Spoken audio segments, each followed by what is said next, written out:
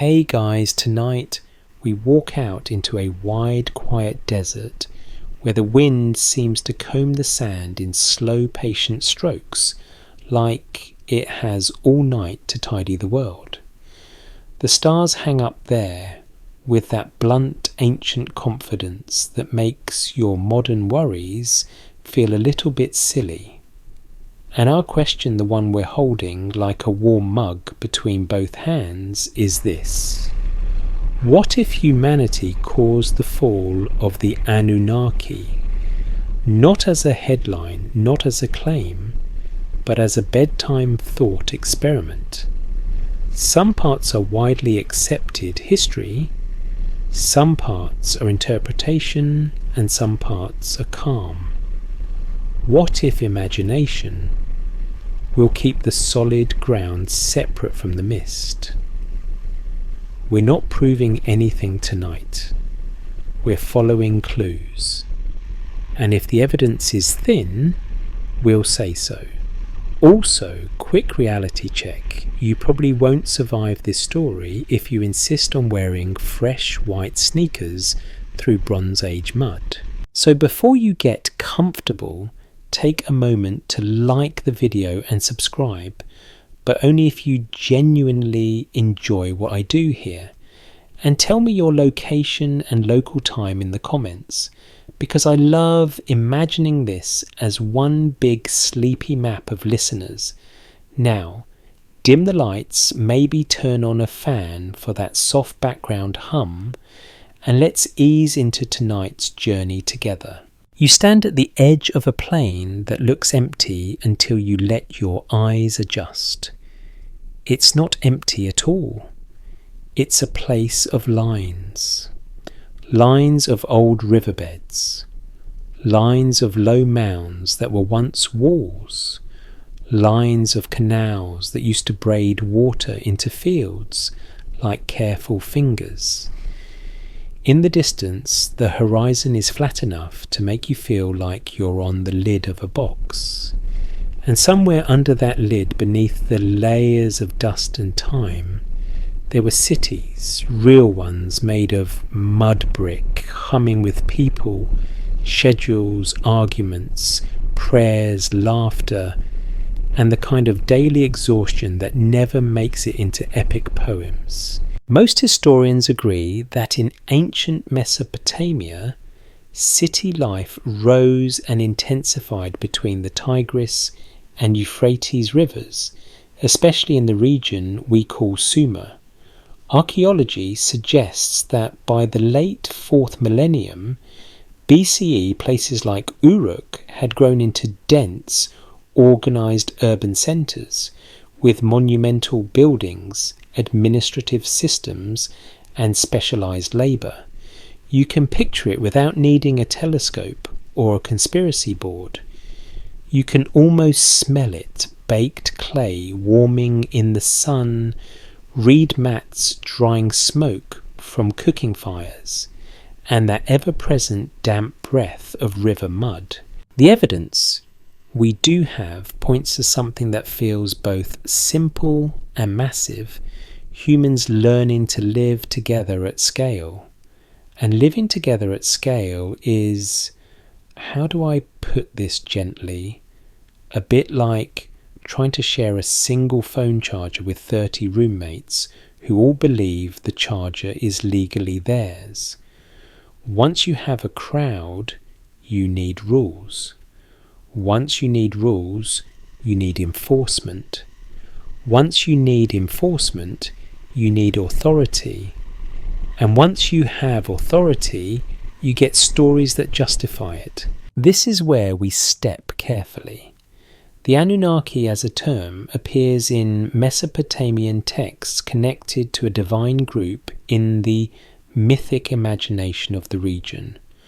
What's broadly accepted is that Mesopotamian people told stories about gods and divine assemblies, and these stories were woven into ritual kingship and worldview. But what those gods are in the sense of literal beings versus cultural symbols is where interpretation begins. One interpretation is that divine narratives can reflect human society, its fears, its hopes, its politics projected upward into the sky like a shadow play on a temple wall. So tonight you're walking a narrow ridge between two landscapes. On one side is the documented world, cities, rivers, clay tablets, trade, temples. On the other side is the misty world of myth, cosmic family dramas, divine decrees and names that echo through time like a low chant. And our what if isn't trying to bulldoze one landscape into the other. It's more like you're holding a lantern and letting the light sweep gently across both, noticing where shapes resemble each other. Now let's anchor ourselves in the physical. You're down on the floodplain. You can feel the soil under your feet, fine silt that can be unbelievably fertile when water behaves, and unbelievably cruel when it doesn't. Mesopotamia's rivers brought life, but not politely. They didn't flood in a neat seasonal rhythm the way the Nile often did. Flooding here could be erratic. Drought could linger. The whole system was a negotiation with water that didn't care about your plans. Archaeology suggests that irrigation canals, ditches, controlled flows helped transform this environment into an agricultural engine. That's one of those mainstream safe anchors you can rest your head on. People work together to move water, manage fields, store grain. But the moment you say work together, you're also saying organised labour. And the moment you say organised labour, you're saying someone told someone else what to do. And the moment you say that, you can almost hear a Bronze Age teenager sighing dramatically and muttering, "Ugh, the gods are making us do it," which honestly might be the first recorded complaint in human history if we're reading the emotional subtext correctly. A careful reading might suggest that myths can serve as social glue.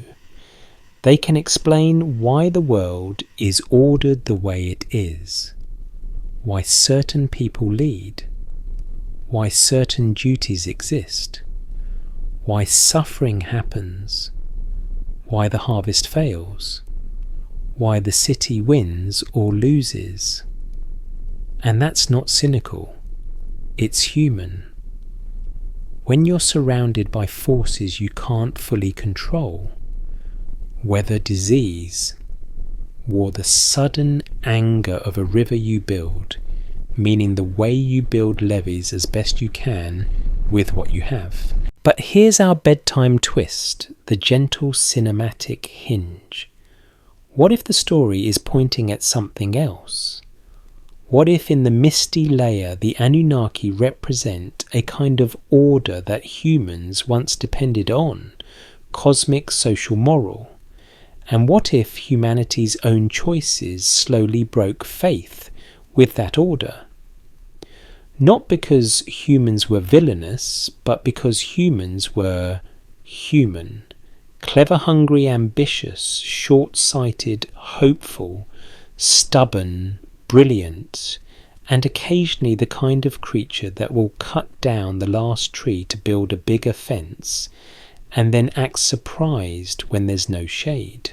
We're not saying the Anunnaki literally fell like a toppled statue. Let me rephrase that more carefully. That's a possibility, not a certainty, and it's also not the mainstream view. The mainstream view treats divine figures as part of religion and literature, not historical beings walking around with visitor badges. But as a sleep story, we can ask, what would it mean for a culture if the gods withdrew in the imagination? If the story shifted, if the sense of cosmic oversight thinned out? If people began to feel in their bones that the world was no longer being held steady by a divine hand. And here's where the desert wind becomes part of the narration. You feel it on your face, cool now, because the sun is gone. It reminds you that what lasts isn't always what's loud. Empires can shout, but climate can whisper and still win. Rivers can be silent and still decide your future. Most historians agree that early urban societies faced repeated stresses, resource management, social inequality, conflict, ecological challenges, and the simple fact that a dense population requires constant coordination. Archaeology suggests cycles of growth and contraction in different cities over centuries. There's no single lever labelled collapse that someone yanks. It's usually a messy combination of factors, and that messy combination is where interpretation lives. One interpretation is that human systems can outrun their own wisdom. You invent an irrigation network, it boosts harvests. Your city grows, you need more grain. You extend the canals, salts build in the soil over time. Yields shift pressure, increases, rulers demand, more workers strain. And suddenly the stories about gods aren't just comforting, they're political. They become tools, or they become scapegoats, or they become laments, or they become memories of a time when the world felt more coherent. Historians still argue whether environmental strain or political instability was more decisive in certain Mesopotamian downturns because the evidence is partial and the timelines are long. And that's an important bedtime lesson. The past doesn't hand us a single clean answer. It hands us fragments, brick foundations, pottery shards, seal impressions, bits of text, then invites us to do careful thinking. The mystery isn't in what we know, but in what we can't confirm. So you walk closer to one of those low mounds, a tell formed by centuries of rebuilding in the same place. You crouch, run your fingers through the dirt, and imagine the layers: a house floor, then another house floor above it, then a street, then a wall, then a new wall, then a temple platform, time stacked like pages. And somewhere in those pages someone once looked up at the same stars you're seeing and told a story about beings called Anunnaki. Now the word itself and its meanings shift across texts and periods. This isn't a single consistent Anunnaki narrative, like a modern franchise with strict continuity rules. Ancient religion was not a cinematic universe with one official canon, no matter how much our modern brains crave a neat timeline. Different cities emphasized different deities. Different eras edited older traditions. Scribes copied, adapted, harmonized, and sometimes just made choices that feel like close enough, which is both relatable and mildly terrifying if you've ever sent an email too fast. So if we treat it as a possibility rather than a conclusion, our fall can be a metaphor, a cultural sensation, a shift in how people explain their world. Maybe earlier stories framed humans as servants of a divine order, tilling, building, obeying, offering. And maybe later realities, political upheaval, ecological strain, foreign domination made that order feel unreliable. Not because the gods were weak, but because the human world became so complicated that no story could keep it neatly stitched. Archaeology suggests that Mesopotamian cities depended on trade networks for materials they couldn't easily get, locally stone, metals, timber. The evidence we do have points to a world that was interconnected, not isolated. When networks are stable, life feels predictable. When networks tremble through conflict, drought, changing river courses, uncertainty spreads. And uncertainty is the natural habitat of myth. Myth doesn't just entertain, it metabolizes uncertainty into narrative. It's possible that what later readers interpret as divine conflict can also reflect human experience of instability. A king falls and it feels like a god turned away. A flood destroys a district and it feels like the heavens argued. A drought shrivels barley and it feels like a divine banquet ended and no one invited you. Now, because we're sleep friendly and monetization safe, we're going to keep a steady hand on the steering wheel. A popular rumour claims that the Anunnaki were literal visitors who arrived, engineered, ruled, and then disappeared. This theory isn't widely accepted, but it has a strong grip on modern imagination, especially online, because it turns complex history into a dramatic storyline with clear characters. That's a very human impulse, but mainstream scholarship does not treat that as documented fact. To be clear, this is debated and more than debated. It's outside what most historians and archaeologists consider supported by evidence. Still, as a bedtime, what if we can borrow the emotional shape without claiming the literal details? We can ask if a society believes in powerful overseers, divine, cosmic, ancestral. What happens when human choices create consequences that feel like abandonment? What if the fall of the Anunnaki is the moment when people realize painfully that no one is coming to fix the canals for them? That the harvest won't recover because you prayed harder, but because you managed the soil better? That the city won't survive because you made offerings, but because you negotiated peace, stored grain, and shared water fairly? And yes, I can hear you thinking that sounds like a self-help book titled Be Your Own Anunnaki. Please don't make me read that on camera. You keep walking. The fan in your room hums, the desert wind hums, and you let the two sounds overlap like a soft chord. You imagine a night in Uruk, narrow streets, dogs nosing around, a guard on a wall, a priest closing a temple gate, a scribe blowing dust off a tablet before setting it down. You imagine a conversation between two workers, tired and half joking, half serious.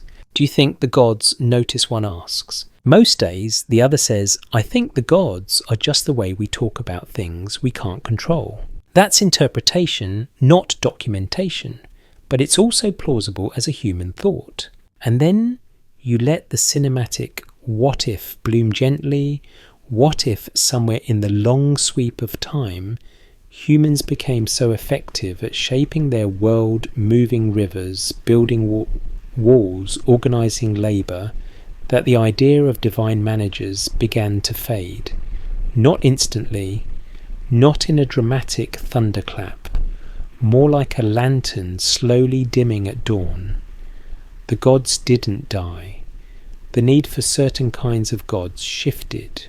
Historians still argue whether ideology changes first, or whether material conditions force ideology to change, because both can influence each other, and the evidence isn't a neat laboratory experiment. But you can feel the question. You can feel it like the grit of sand on your palms. So when we say, what if humanity caused the fall of the Anunnaki, we're holding three layers at once. Documented humans built cities and temples and wrote myths. Interpreted myths can mirror social and ecological pressures. Imagined, maybe the fall is the moment humans realise the consequences of their own systems, and the old stories have to evolve to keep up. You lift your head. The stars don't blink in agreement. They just are, which is frankly very on brand for the universe. And as you begin to follow the faint line of an ancient canal, the thought settles in your chest. This isn't a hunt for hidden truth. It's a walk through how humans make meaning. The mystery isn't in what we know, but in what we can't confirm. And tonight we're going to keep our feet on the solid ground while letting the mist roll in gently at the edges. You keep following that faint canal line and the desert does a funny trick where it looks like nothing has ever happened here, right up until you notice the tiniest change in texture under your shoe. The ground goes from loose sand to a slightly firmer crust, like old compacted earth that once had a job to do. Somewhere nearby, buried under layers of wind-blown grit, there's a forgotten edge of mud brick, and beyond that, a whole city's worth of life that used to be as loud and ordinary as your notifications. But unlike your notifications, it didn't come with an off switch. Most historians agree that the people of early Mesopotamia left behind an astonishing paper trail, except their paper was clay. Archaeology suggests that once cuneiform writing took off, it wasn't primarily used for poetry at first, but for the stuff that keeps a city from collapsing into chaos: lists, counts, rations, transactions, land labour. The evidence we do have points to writing as a practical tool, a way to freeze agreements and obligations into a physical object you can hold in your hand, which is both brilliant and slightly terrifying because it means the first vibe of bureaucracy was basically, I have receipts. Now imagine being you walking into a small scribal room. It's dim compared to the sun outside. There's a coolness to the air like a shaded corner that never fully warms. You smell wet clay and smoke and the sharp mineral scent of river water. A scribe sits cross-legged with a lump of clay, a stylus, and the calm, focused expression of someone who has accepted that the world is mostly paperwork. Most historians agree that scribes were trained specialists and that literacy was not evenly spread across the population. The evidence we do have points to schools, Edubba tablet houses where apprentices practiced signs again and again until their hands remembered them the way your fingers remember a password you swear you didn't memorize. And here's a mainstream safe anchor you can rest on: cuneiform is one of the earliest known writing systems, and it evolved over centuries from pictographic marks into more abstract wedge-shaped signs. But we're not here just to admire the wedges. We're here to ask what the wedges might do to a society's imagination. One interpretation is that writing doesn't just record reality, it changes how reality feels. When an agreement is spoken, it lives in memory and social pressure. When it's written, it becomes an object with weight. A tablet can outlive the people who made it. It can outlast the moment. It can be carried, archived, copied, and used later like a tiny time machine for authority. And that's where the mist rolls in, gentle and curious. What if the fall of the Anunnaki is not a literal event, but a shift in how humans locate power? If in earlier layers of culture, divine beings are the big story managers, then in a world of written records, maybe power starts to live in archives, seals and contracts. Not replacing gods entirely, religion remains deeply embedded, but changing the texture of belief. Let me rephrase that more carefully. That's a possibility, not a certainty. And it's an interpretation rather than a documented conclusion. The documented part is that writing existed and was used heavily for administration. The interpreted part is that writing could have influenced ideology. The imagined part is the cinematic what-if mood, a culture slowly transferring the feeling of inevitability from the sky to the tablet shelf. You watch the scribe press the stylus into clay, wedge, wedge, wedge. The sound is soft like a fingertip tapping, and the tablet begins to fill with marks that might represent barley sheep days of labour or a delivery of fish. In this room, the universe is reduced to countable units. It's not that the gods' vanished temples still stand, rituals still happen, but the daily rhythm of the city gets increasingly shaped by what can be tallied. Archaeology suggests that cylinder seals were used to authenticate documents and goods, little carved rollers that when pressed into clay left a distinctive design like an ancient signature. This is one of those details that feels quaint until you realise it's basically identity verification in miniature. And it's also a slightly funny thought. The Bronze Age version of two-factor authentication is a tiny stone cylinder you really hope you don't drop in the river. Now, a careful reading might suggest something else. Writing creates distance. When you count rations on a tablet, you can forget the faces behind the numbers. When you register labour, you can think of workers as units. When you record debt, you can make obligation feel permanent. So in our stories, what if humanity might be building the conditions for a kind of divine disillusionment, not by being wicked, but by being efficient? Historians still argue whether early writing primarily served temple economies or emerging palace administrations, because the evidence varies by site and period, and because institutions overlapped. That debate matters because it shapes how we interpret the relationship between religion and state. But even without a final answer, what's broadly accepted is that temples were central economic hubs, not just spiritual ones. They stored grain, organised labour, and redistributed resources. Religion wasn't a Sunday activity, it was embedded in the machinery of survival. So you step out of the scribal room in your imagination and into a temple courtyard. The air is brighter, there's a smell of incense and cooking and animals. You hear the low murmur of people waiting, bargaining, complaining, praying. A priest moves through with the practiced calm of someone who knows that the gods must be served and the people must also be managed.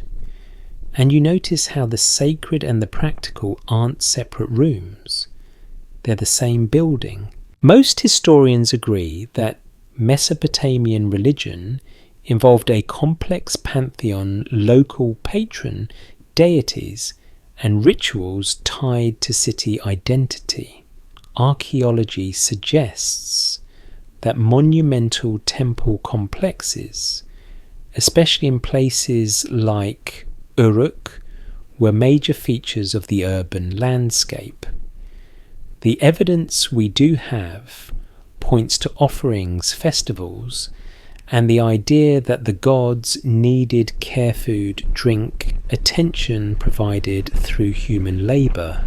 Now, one interpretation is that this arrangement could be understood as a social contract.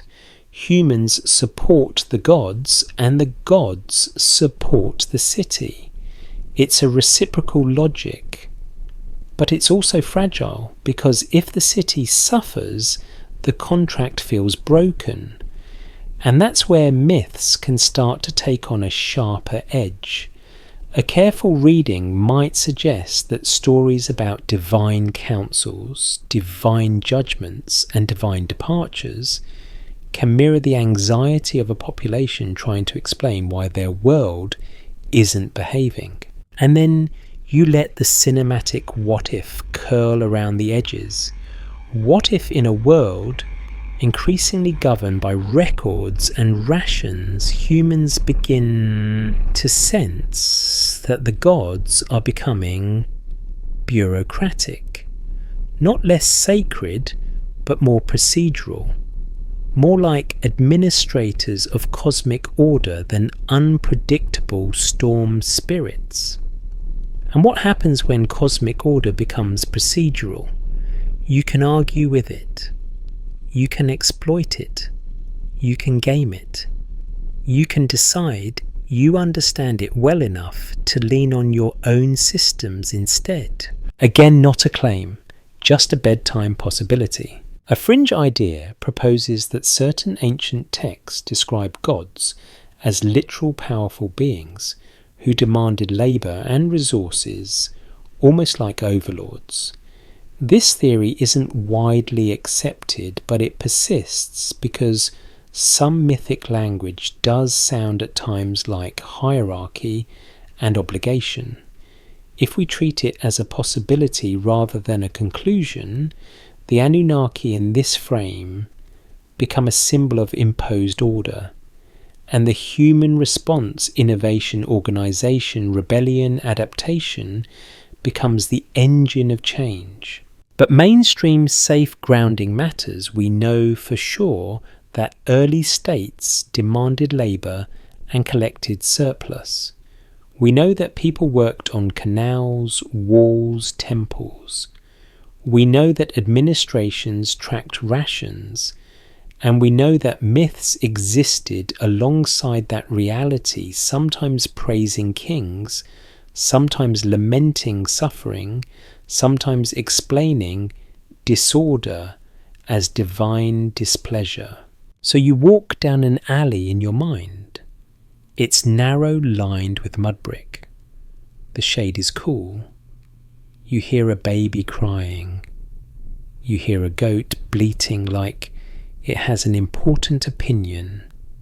You smell bread, and you see a worker call him a canal digger, a porter, a brickmaker coming home with shoulders bent, dust in his hair, and that particular expression that says, "I did not sign up for this," even though the tablet says he did. He pauses by a street shrine, sets down a small offering, maybe a bit of food, maybe a sip of beer. Most historians agree that everyday religious practice included household and neighbourhood rituals, not just grand temple ceremonies. Archaeology suggests small altars and figurines in domestic contexts. The evidence we do have points to religion as intimate and routine. And here, quietly, the what if slips in like a cat. What if that worker's relationship to the divine starts to change when his life becomes increasingly measured? What if he begins to feel that the gods are less like protective ancestors and more like distant supervisors? Not because the gods changed, but because the human system did. Historians still argue whether shifts in religious emphasis over time reflect genuine changes in belief or simply changes in which texts survived and which institutions sponsored them? That's a fair debate. The past is selective. But even with that caution, it's possible that the emotional tone of religion can shift under pressure. When resources tighten, when leadership becomes harsher, when inequality grows, people don't stop believing. They may believe differently, they may pray more desperately, or they may tell stories that explain why the gods seem far away. And now, in the far background of your mind, you can almost hear the scratch of the stylus again. Wedge, wedge, wedge. A city becoming legible. A society turning itself into data. Let me rephrase that more carefully. I'm not saying writing caused disenchantment. That's too neat. This might support the idea that writing contributed to a world where power could be stored, transferred and enforced without needing constant personal presence. It raises the possibility that humans began to experience authority as something embedded in objects and institutions, not just in divine will. It's suggestive, not conclusive. You step back into the open night. The desert wind continues its slow work. And you hold this thought: clay tablets are humble things, but they last. They outlast voices. They outlast kings. They outlast temples sometimes, and in a story about a divine fall, the quiet endurance of clay feels important, because maybe the fall isn't a crash. Maybe it's a long, slow handover, the world's weight, shifting from sky to shelf, from mythic overseers to human systems, from the Anunnaki's imagined council to the scribes' very real one. And as you keep walking, you find yourself listening to the fan hum like a distant river, and you wonder what else humanity built that changed the shape of belief without meaning to. You leave the temple courtyard behind in your mind, but the smell stays with you like incense caught in a sleeve. The desert night is cooler now, and the air feels clean, in that way it only does when you're far from modern exhaust and modern opinions. The canal line you've been following fades, then returns again, faint as a pencil mark. You keep walking because that's what humans do best. We make paths and then we follow them like they were destiny. Most historians agree that early Mesopotamian cities didn't run on vibes alone.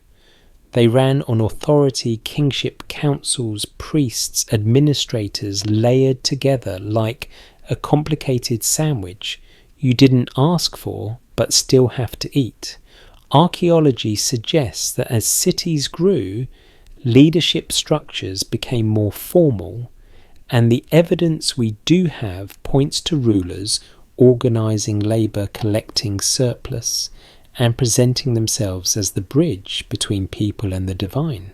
Now here's the mainstream safe anchor you can settle into like a pillow. Kings in early Mesopotamia often justified their legitimacy through religious language.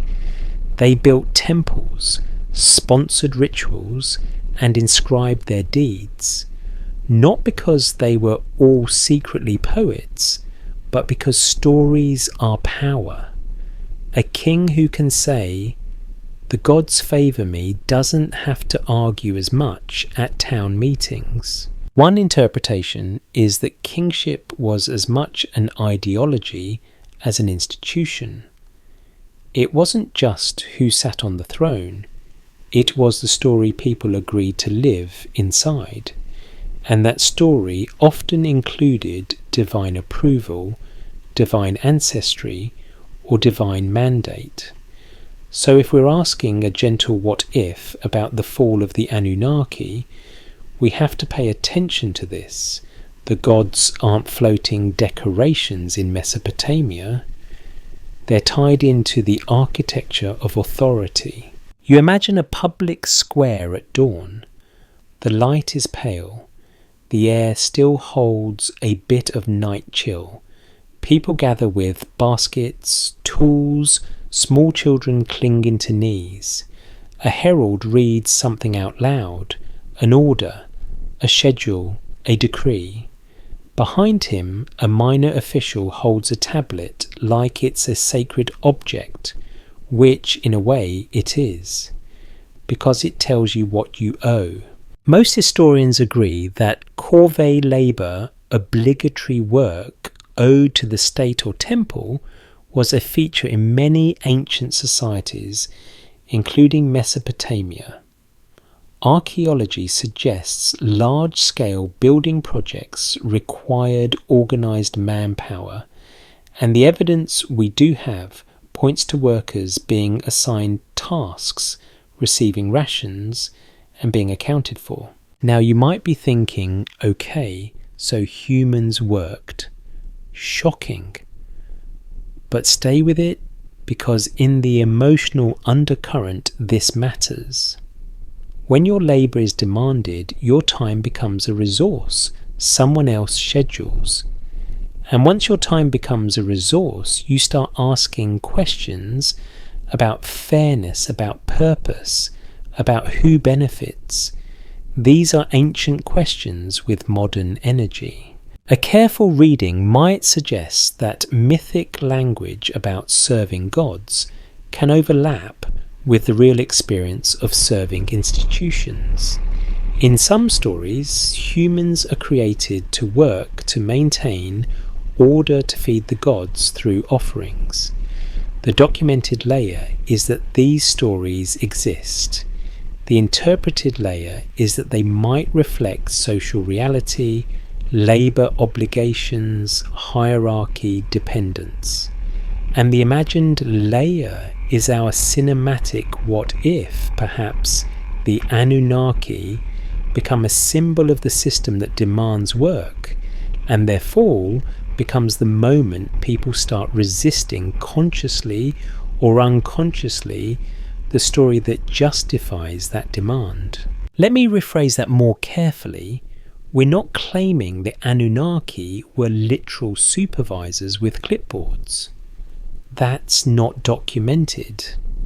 We're saying that myth can carry emotional truth about human experience, and that emotional truth can shift over time.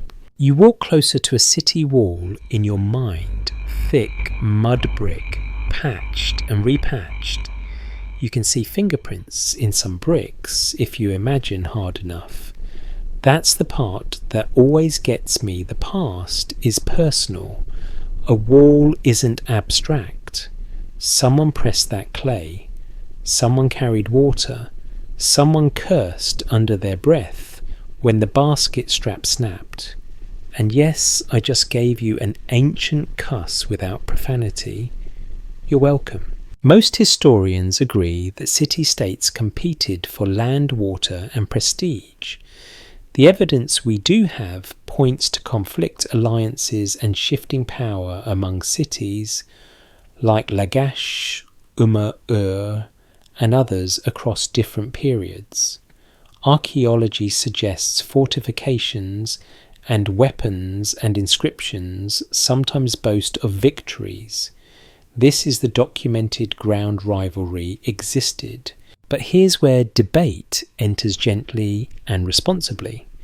Historians still argue whether warfare was the primary driver of political change in early Mesopotamia, or whether internal economic pressures and environmental factors mattered more because the evidence is uneven and the story differs by region and time. That phrase matters tonight because it keeps us honest. The past is not one single cause. It's a braid. Now imagine you're inside that braid. You're a farmer whose field depends on canal water. You're a brickmaker whose hands crack in the dry season. You're a mother counting barley to make sure there's enough until the next ration, and you hear that the king wants more labour for a new wall because a rival city is getting bold. The temple wants more offerings because the gods must be kept happy, and the scribe wants everything recorded because the ledger must balance. One interpretation is that when demands stack up, belief can become strained, not in the sense that people stop being religious, but in the sense that religion becomes another arena where pressure is managed. Offerings might increase because fear increases. Festivals might become more politically charged. Priests might be caught between compassion and compliance. And then the cinematic what if slides in slow as a shadow. What if humanity caused the fall by turning the divine into a tool? If gods are invoked to justify labour taxes and war, then over time people might begin to sense the mechanism. They might not say it out loud, this is not a safe era for bold tweets, but they might feel it. The gods start to look less like cosmic mystery and more like the official stamp on a decree. That's interpretation, not documentation, but it's a plausible human dynamic. Archaeology suggests that some rulers inscribed laws, reforms, or proclamations presenting themselves as protectors of justice and order. The evidence we do have points to the idea that kings were expected to maintain balance, keeping canals flowing, ensuring fair weights, protecting the vulnerable in theory, even if practice was messy. So here's the bedtime question. What happens when the promise of order breaks, when canals silt up, when drought tightens, when war drags on, when rations shrink, when a temple festival feels less like celebration and more like performance? A fringe idea proposes that myths about gods leaving or withdrawing could be read as literal accounts of a departing elite or a lost technology. This theory isn't widely accepted, but it appeals because it turns metaphor into plot. If we treat it as a possibility rather than a conclusion, the emotional shape remains useful people experiencing abandonment, but will keep the solid ground separate from the mist. The solid ground is societies under stress often produce narratives of decline, divine anger, or cosmic disorder. The mist is maybe those narratives hint at something beyond metaphor. We're not proving anything tonight, we're following clues. You imagine a council meeting, elders, officials, perhaps a king, listening with a stern face. They argue about water allocations. They argue about grain storage.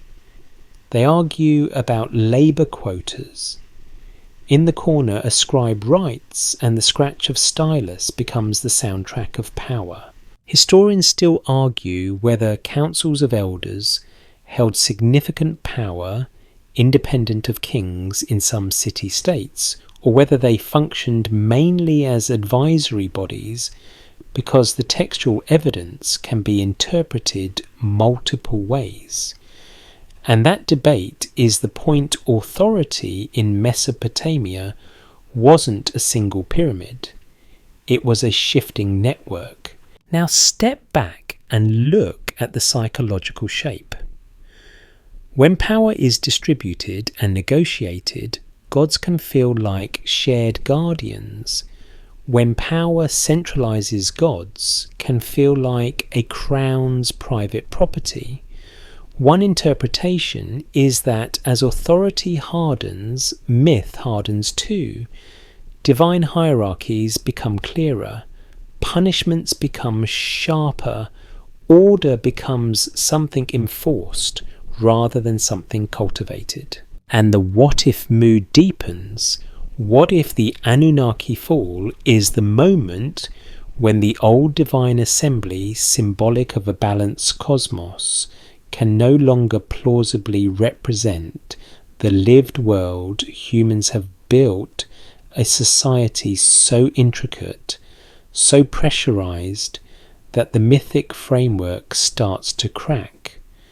The gods don't vanish, but they become distant legalistic or fragmented into competing patron deities that mirror competing city-states. Let me rephrase that more carefully. That's a possibility, not a certainty. It's suggestive, not conclusive, but it fits a broader pattern we see in human history as institutions. Change stories change. As stress increases, narratives sharpen. You keep walking along the canal line. You pick up a small object from the sand in your mind, maybe a broken piece of pottery, smooth on one side, rough on the other. It becomes your motif, your small anchor. You rub it with your thumb. It's cool, comforting, real. And you think humans built walls, canals, temples and records. Humans also built the emotional architecture of belief that made those structures feel meaningful. So if humanity caused the fall of the Anunnaki, perhaps it wasn't through rebellion with torches.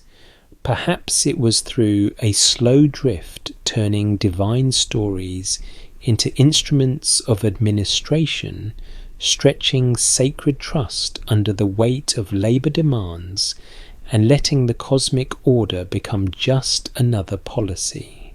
And somewhere in the quiet between the fan hum and the desert wind, you can almost hear a tired worker whispering, not with atheism, but with exhaustion. If the gods want this wall so badly, maybe they can haul a few bricks too. A small joke, yes, but also a human hinge. You step off the hard, packed path and onto ground that looks ordinary until the moonlight catches it just right. The soil has a faint sparkle, not the romantic kind, more like the crust on a forgotten frying pan. You crouch and rub a pinch of earth between your fingers. It feels silky at first, then gritty. If you taste it in your imagination, it's faintly bitter. Not poison bitter, just tired bitter, like land that has been asked to do too much for too long. Most historians agree that irrigation was one of the great practical miracles of ancient Mesopotamia. Archaeology suggests canals, levees, and managed fields spread across the floodplain, and the evidence we do have points to communities coordinating water in a landscape where rain could not be trusted. You picture it clearly. A canal mouth widened and cleared, a gate or a simple bund controlling flow, a ditch leading to a field where barley stands like a soft green carpet when things go well. And things did go well for long stretches, enough to feed cities, enough to build temples, enough to support scribes who could spend their days turning grain into wedges on clay. That is the solid ground. Now you let your eyes travel across the plain and imagine the work. You do not just have irrigation, you maintain it. You clear silt-patch banks, argue with neighbours, and wake up at the worst possible hour because water has decided to behave like water, which is to say, unpredictably. If you've ever tried to keep a houseplant alive, you already understand the emotional stakes just scaled up to civilization. Your pothos droops and you feel judged. Your canal clogs and your city gets hungry. One interpretation is that irrigation is also a moral relationship, not only a technical one. Water is shared, so fairness matters. Water is limited, so authority matters. And water leaves traces. It brings dissolved salts. And in a hot climate where evaporation is intense, those salts can accumulate in the soil over time. A more cautious explanation could be that salinization was one of several long-term stresses in southern Mesopotamia, interacting with politics, climate swings, and shifting river channels. Still, the idea itself is mainstream enough to be discussed carefully too much. Irrigation without enough drainage can make fields less productive. You stand and you can almost see it happen at a human pace rather than a textbook pace. A farmer notices a thin white sheen on the ground after the water recedes. He tells himself it's nothing. Next season the wheat looks weaker. Someone suggests barley instead because barley tolerates salty soil better. The following years the white crust appears more often. The harvest comes in lighter. Rations tighten. Tempers shorten. And the city that once felt blessed begins to feel quietly like it is being punished. Let me rephrase that more carefully. No one can point to a single day when the soil turned salty and the world changed. That's not how slow environmental pressure works, and the evidence is rarely that neat. But archaeology and ancient texts do give hints that crop choices shifted over time, with barley becoming more prominent in some contexts, which can fit a picture of adapting to tougher conditions. This might support the idea that people were responding to changing land productivity. It raises the possibility that some agricultural challenges were felt in real time, not just reconstructed later by modern scholars. Historians still argue whether salinization was a primary driver of southern Mesopotamia's long-term difficulties, or whether it was secondary compared to political upheaval, changing river courses, and broader climatic variability. That debate matters because it keeps us from turning a complex story into one dramatic villain. Salt is not a cartoon bad guy twirling a moustache. Salt is more like that friend who shows up uninvited, stays on your couch, and slowly eats all your snacks while insisting they are just tasting. Now here's where the mist rolls in gentle and cinematic. A careful reading might suggest that when a society experiences slow ecological stress, myth becomes one of the languages used to describe it. If fields fail, it can feel like a divine withdrawal. If water turns unruly, it can feel like the gods are arguing. If the soil turns bitter, it can feel like the land itself is offended.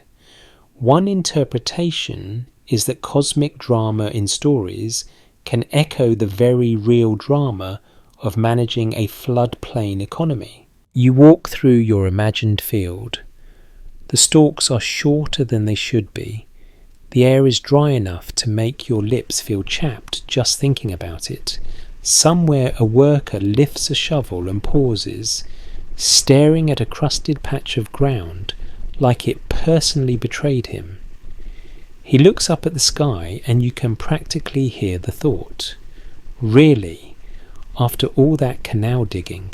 Most historians agree that Mesopotamian religion included rituals intended to maintain harmony between humans and the divine, with temples acting as focal points for that relationship. Archaeology suggests that offerings and festivals were intertwined with the agricultural calendar. The evidence we do have points to a worldview where prosperity and order were linked, at least in the story people told themselves, to proper ritual and proper conduct. So imagine what happens when the harvest declines. More offerings, more prayers, more attention to omens. Not because people were irrational, but because humans reach for meaning when the ground shifts under them. And if you're a ruler, you have an extra incentive to point upward. If the harvest is thin, you can say, the gods are displeased. That explanation is socially useful. It directs anger into ritual rather than rebellion. It is also in some cases sincerely believed. Humans can be politically strategic and genuinely devout at the same time. We contain multitudes. We also contain the ability to blame the weather while still checking the weather app every 5 minutes. Ancient version, same energy. A fringe idea proposes that some ancient curse narratives were not spiritual at all, but encoded environmental warnings passed down in symbolic form, almost like a slow motion safety manual. This theory isn't widely accepted, but it is interesting as a possibility because it treats myth as memory with a costume. If we treat it as a possibility rather than a conclusion, then a divine curse could be a way of saying, stop doing the thing that poisons the field without needing to explain chemistry in wedge marks, but we'll keep the solid ground separate from the mist. The solid ground is that irrigation can lead to salt buildup in arid environments if drainage is poor, and ancient farmers likely noticed changes and adapted where they could. The mist is imagining the emotional consequence, that creeping sense that the world's rules are changing. Now, bring in our bedtime question like a soft lantern. What if humanity caused the fall of the Anunnaki not by attacking them, but by breaking the conditions that made the divine order feel stable? If the Anunnaki in the mythic layer represent a high council of order, then salting your own fields is a kind of accidental rebellion, not rebellion with banners, but rebellion through mismanagement, through overconfidence, through the slow arrogance of assuming the land will keep forgiving you. You can picture the technical side too. More canals, more water, more evaporation, more salts left behind. A city expands, demands increased maintenance, struggles to keep up. Labour gets stretched thin. You can almost hear an administrator saying, we just need a bit more output, like a modern manager who thinks morale can be fixed with a motivational poster. In this case, the poster would be a carved relief of a god holding a measuring line, which is not as comforting as it sounds. One interpretation is that ecological stress can harden inequality. When resources tighten, those with power often secure their share first, intentionally or simply by structure. That can amplify social tension, and then myth can take on sharper teeth. Stories about divine judgment feel more plausible when life feels more precarious. Again, interpretation, not certainty. You pause at the edge of a canal and listen. In your room, the fan hums. In the story, the water whispers against mud. The whisper is not dramatic, it's steady. It reminds you that the biggest changes often arrive quietly, and the cinematic what if settles in. What if, from the human point of view, the Anunnaki fell when the world stopped rewarding the old bargain? You work, you offer, you obey, and in return the cosmos stays coherent. But then the fields fail anyway. The salt keeps creeping. The river shifts, the harvest shrinks, the bargain feels less like a contract and more like a rumour. That does not mean people stop believing. It means belief adapts. It becomes more anxious, more procedural, or more desperate. Or it fractures into competing explanations, just like competing cities. Let me rephrase that more carefully. We are not claiming a documented moment when any deity disappears. That's not how evidence works here. We are saying that environmental strain might have contributed to a cultural sense of instability, and that sense of instability could be reflected in the mythic imagination. You brush your hands clean and stand again.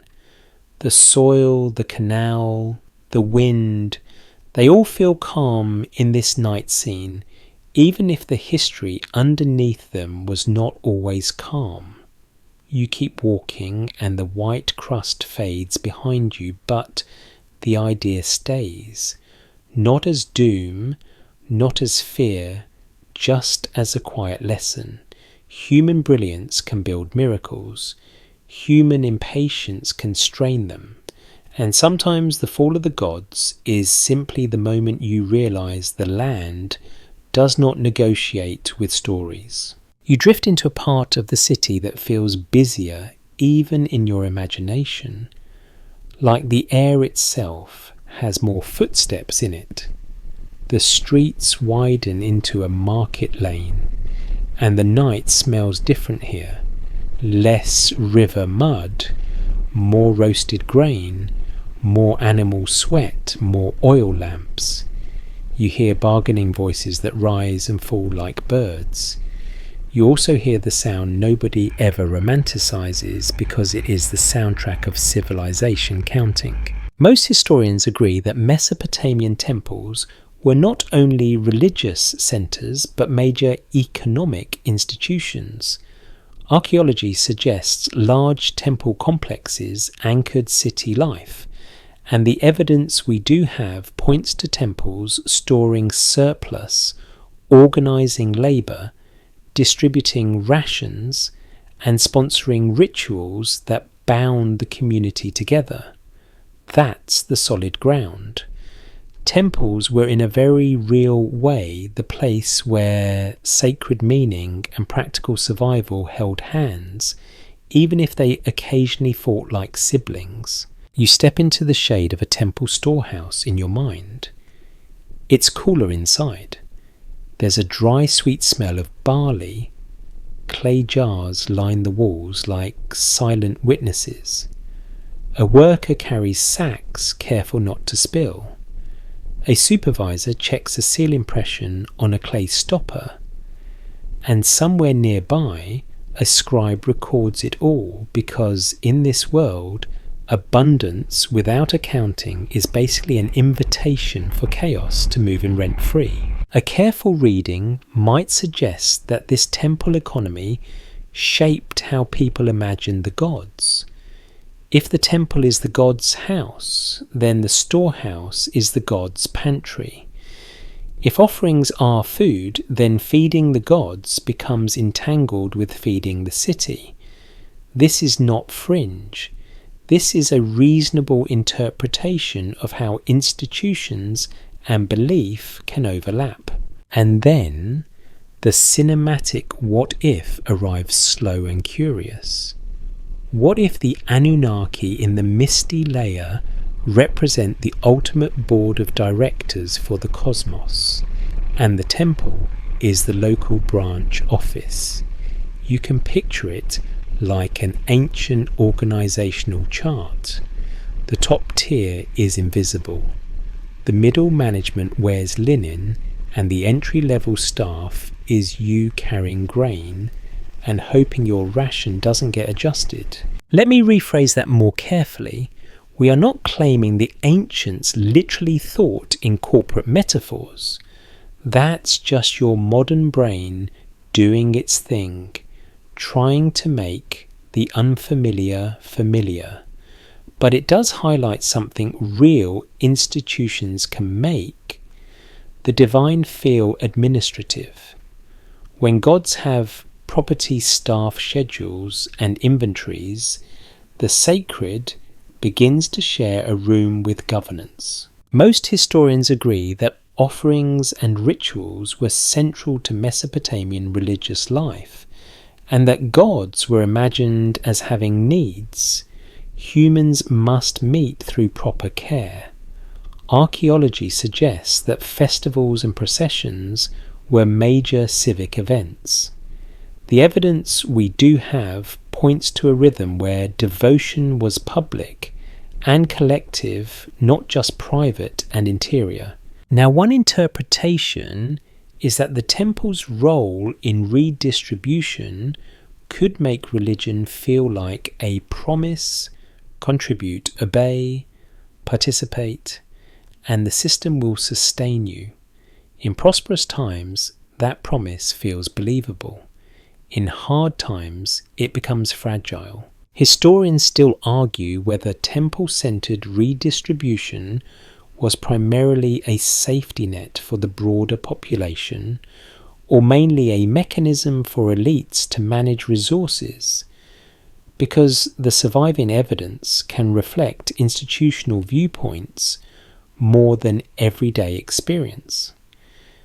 That debate matters because it prevents us from turning the temple into either a pure charity or a pure exploitation machine. Reality tends to be messier, like a market lane after a rainstorm. You move from the storehouse into the open courtyard. It is night now in the scene, but oil lamps glow and the light feels warm against the stone and plaster. You see small altars with flickering flames. You see people bringing little offerings, not because they're performing for the king, but because they want their child to stop coughing their field to hold moisture, their neighbour to stop borrowing their tools and never returning them. Ancient prayers were probably full of the same domestic frustrations you know today, just with more barley and fewer Wi-Fi complaints. And here gently we ask our question again with new texture. What if humanity caused the fall of the Anunnaki by turning worship into transaction? Not because people were cynical, but because the system demanded it. When the temple is also the warehouse, the line between offering and tax can blur. When the priest is also the administrator, the line between blessing and policy can blur. And when the line blurs enough, belief can feel less like mystery and more like paperwork. That's interpretation, not certainty. Still, it fits a pattern in many societies. When institutions centralize spiritual life can become more procedural. Ritual becomes the correct form. Correct form becomes the guarantee. And when the guarantee fails, disillusionment grows. A fringe idea proposes that some myths about divine feeding reflect a literal exploitation by a superior group, and that the gods were demanding resources in a more concrete way than we usually interpret. This theory isn't widely accepted, but it persists because it makes the language feel literal. If we treat it as a possibility rather than a conclusion, it can serve as a metaphor for how systems feel from below. When you're the one hauling sacks, it can feel like you're feeding someone who will never meet your eyes. But again, we keep the solid ground separate from the mist. The solid ground is that temples were economic hubs, and that offerings and redistribution were part of a structured urban life. The mist is imagining that the Anunnaki represent the abstract weight of the system itself. You walk into the market lane. Even at night, trade continues. Someone sells dried fish. Someone trades wool. Someone argues about the purity of copper like they're reviewing a product online. A donkey stands patiently while two humans negotiate loudly, as if the donkey is not right there judging them. Most historians agree that Mesopotamia participated in long-distance trade networks because local resources like stone and certain metals were limited. Archaeology suggests imported goods and materials, and the evidence we do have points to merchants, caravans, river transport, and complex exchange. Trade is documented. The broader meaning we interpret. One interpretation is that trade expands imagination. When goods arrive from far places, stories arrive too. Foreign words, foreign customs, foreign fears.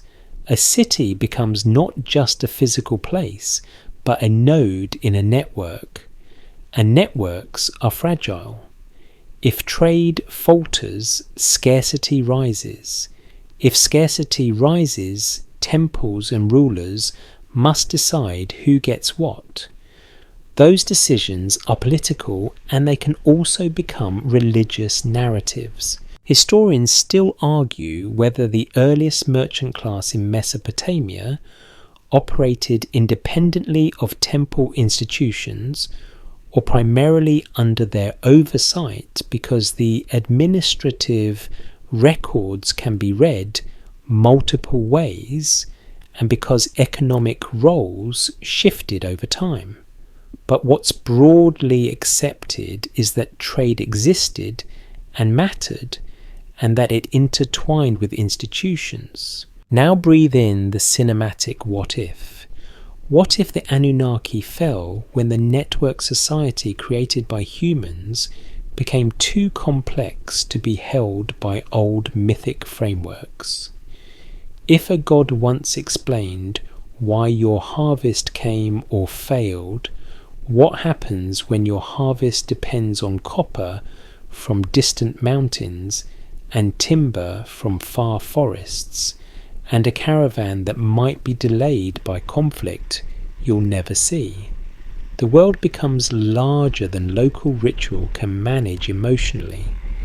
People still do rituals, but the sense of cause and effect becomes murkier. Let me rephrase that more carefully. We're not saying people logically outgrew religion. That's too modern and too neat. We're saying that complexity can strain narratives. Humans reach for explanations, and when explanations fail, they adapt. You notice something small on a vendor's table, a set of weights. Smooth stones, carefully shaped, used to measure value. In that moment, you feel the theme settle. The city is measuring everything: grain, labour, metal, time, trust. And when you measure trust, it begins to look like a number. Most historians agree that standardised weights and measures were important in ancient economies. Archaeology suggests systems of accounting and regulation. The evidence we do have points to an increasing need for fairness, or at least predictability in exchange. And here is the quiet tension. Predictability is comforting, but it can also become rigid. When life becomes rigid, people feel squeezed. So what if humanity caused the fall of the Anunnaki by building a world where the divine becomes entangled with the measurable? The gods become administrators of balance sheets, guardians of storehouses, endorsers of contracts. That doesn't remove their sacredness, but it changes how they feel. The mystery thins, the procedures grow, and in the soft night you hear a light joke in your own head because your brain insists on keeping you company. Imagine an ancient priest saying with total sincerity, "The gods accept your offering," and then adding under his breath, "Please take a receipt." It's funny, but it also points at something real. A sacred economy can slowly become an economy with sacred branding. You keep walking, calm, steady. The lamps glow, the market voices fade, and you hold this new clue gently. Sometimes belief doesn't break because people stop caring.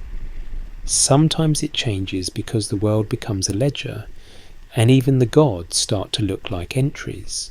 You wander out past the last stalls of the market lane, and the city's noise thins until it becomes a soft background texture, like the hush that arrives when a party ends, and only the dishwasher keeps talking. The ground slopes slightly downward. You smell dampness again.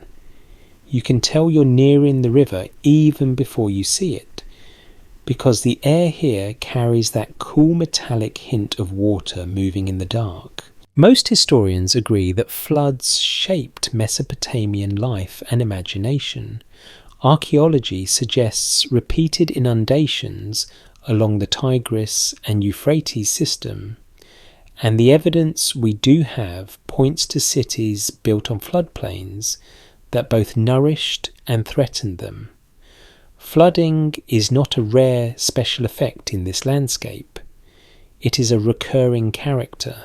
You step closer and picture the river under moonlight. It looks calm tonight, almost polite, which is exactly the sort of behaviour that makes humans drop their guard. The surface glints, reeds sway. Somewhere a frog gives an opinion and then regrets it immediately.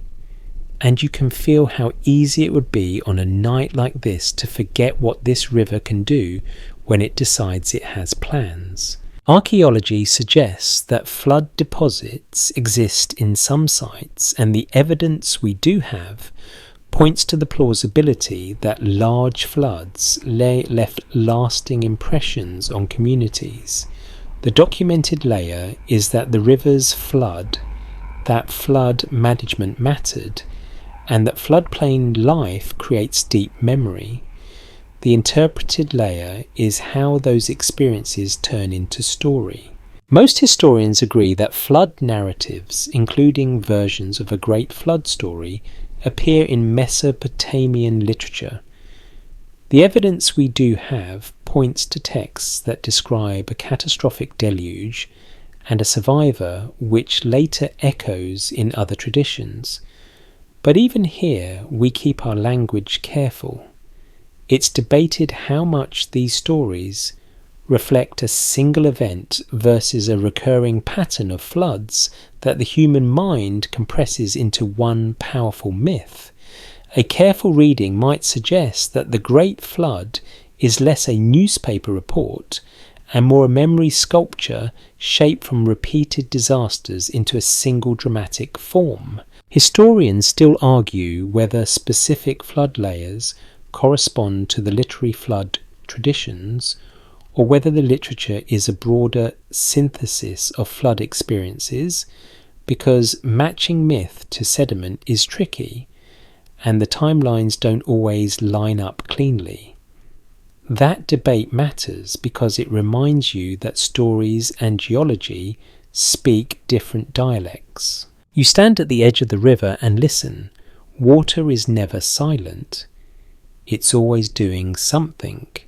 It's always rearranging. And you realise that flood stories are not just about water. They're about control, or rather the loss of it. Now, one interpretation is that flood myths can encode social lessons. They teach humility. They teach preparation. They teach obedience to ritual and authority, depending on who is telling the story.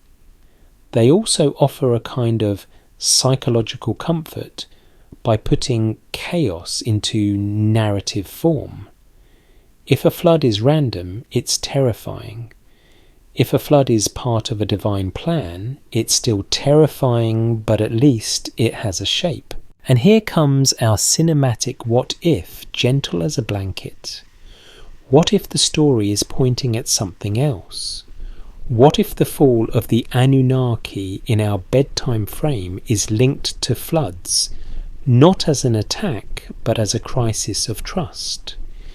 If the gods represent order, then a catastrophic flood feels like order failing. People might respond by doubling down on ritual, yes, but they might also respond by shifting their sense of agency. They might begin to believe quietly that survival depends more on engineering than on prayer. Let me rephrase that more carefully. This is a possibility, not a certainty. We are not claiming that ancient people suddenly became modern secular engineers. That's not supported, and it's not how belief works. Instead, we're suggesting that repeated environmental shocks could raise the possibility that communities negotiated the boundary between divine will and human responsibility. Some parts are documented, some are interpretation, and some are gentle imagination. You picture a flood day, not the cinematic movie Flood with dramatic music, but the real one, water rising while you're trying to save grain, mud turning streets into slippery channels, people shouting, animals panicking, a boat bumping into a wall because the wall is now underwater, a child crying because the world is suddenly wrong. Most historians agree that storage and redistribution were vital for city resilience. Archaeology suggests granaries, storage jars, and administrative systems, and the evidence we do have points to rationing and planning. Floods would have tested those systems. If you have grain stored, you survive better. If you don't, you get desperate. And desperation is where myths can become sharper because the stakes are not abstract. One interpretation is that after a disaster, blame travels. Sometimes it lands on leaders, sometimes it lands on outsiders, sometimes it lands on the gods. A flood story can serve many functions. It can justify a ruler's reforms. It can explain a city's decline. It can warn against arrogance. It can reinforce the need for proper ritual. A careful reading might suggest that flood narratives are flexible tools in the hands of culture. Now a fringe idea proposes that some flood myths preserve a literal memory of a sudden enormous cataclysm that wiped out a previous advanced society, and that the gods in the story were survivors or visitors connected to that lost world. This theory isn't widely accepted, but it circulates because humans love a clean before and after. If we treat it as a possibility rather than a conclusion, it can function as a dreamlike layer, a whisper that something older was washed away. But we keep the solid ground separate from the mist. The solid ground is that floods were real, frequent enough to matter, and deeply shaping. The mist is the idea that there was one singular secret event with hidden players. We're not proving anything tonight, we're following clues. You move away from the river edge and toward higher ground. You see a low embankment, a levee line built from packed earth. A few workers with baskets reinforce it, because flood control is not a one-time project. It's a lifestyle. You can almost hear the tired humour in their voices. Someone says, "The river is hungry again." Someone else says, "Then feed it your complaints." Most historians agree that communities built and maintained flood defences, canals and levees. Archaeology suggests engineered landscapes, and the evidence we do have points to sustained collective labour. Here's the subtle shift for our story. If humans spend generations holding back water with their hands and tools, then the sense of cosmic dependence can change.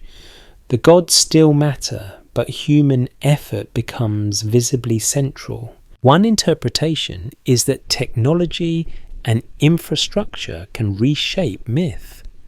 When you can redirect a river even a little, you begin to feel that the world has rules you can engage with. You might still attribute success to divine favour, but you also learn that neglect has consequences. A neglected levee fails, a clogged canal overflows. The universe starts to feel like it responds to maintenance schedules. And that leads to a calm what if. What if humanity caused the fall of the Anunnaki by slowly transferring the idea of order from divine counsel to human engineering? In earlier mythic frames, the gods set boundaries. In a more practical frame, you set boundaries with embankments and dredging. And when those boundaries fail, you don't only pray, you rebuild, you plan, you store, you adjust. Let me rephrase that more carefully. This is not a claim that engineering replaced religion. It's a possibility that the lived experience of managing floods encouraged a more complex understanding of causality. People can believe in divine will and still recognize physical cause. They can pray and also stack sandbags. Humans are good at double systems. Historians still argue whether certain flood stories were primarily theological lessons or primarily cultural memory of real disasters, because texts are layered and purposes change over time. And that uncertainty is part of tonight's atmosphere. The mystery isn't in what we know, but in what we can't confirm. You walk into a quiet neighbourhood. Houses are built on slightly raised platforms. Doorways are narrow. You see a family preparing for flood season, not with panic, but with routine. They lift valuables higher. They check storage jars. They patch a wall. The scene feels almost modern. It has that familiar human vibe of, we've been through this before, so we're going to do the boring preparations and pretend we're not nervous. And that quietly is the heart of this section. Floods are not only disasters, they are teachers. They teach humility and planning. They teach communities to cooperate. They teach leaders that legitimacy depends on preparedness. They teach that the world's stability is not guaranteed by story alone. So if there is a fall in our bedtime frame, it might be this. Not a fall of beings, but a fall of unquestioned trust. The gods remain, but the old simplicity falls away. The cosmos becomes a place where water rises because water rises, and the moral question becomes not why did the gods do this, but what did we build and did we maintain it? You breathe out. The fan hums. The river hums in your imagination, and you let the image soften moonlight on water, a levee line, a city learning slowly. That order is something you have to make and remake. You leave the river's damp breath behind and walk toward a different kind of current, one made of people and objects and promises. The night air feels drier again, and you start noticing the small signs of movement that don't belong to water, a wheel rut in the dirt, a scuffed patch where many feet passed. The faint smell of smoke that doesn't come from cooking, but from travellers camping at the edge of town. This is the scent of roads, even when the road is mostly an idea. Most historians agree that Mesopotamia was never an isolated bubble. Archaeology suggests wide networks of exchange linking river cities to distant regions for stone metals, timber and luxury goods. The evidence we do have points to trade routes by river and overland paths to merchants and caravans to goods moving in and out, like the city itself is breathing. When you picture early cities, don't picture a sealed jar. Picture a node in a web. You imagine a docking area at dawn. It's not romantic, it's busy. Boats sit low in the water, loaded with jars and bundles. Men shout measurements. Someone slips and pretends it was intentional. A clerk checks seals.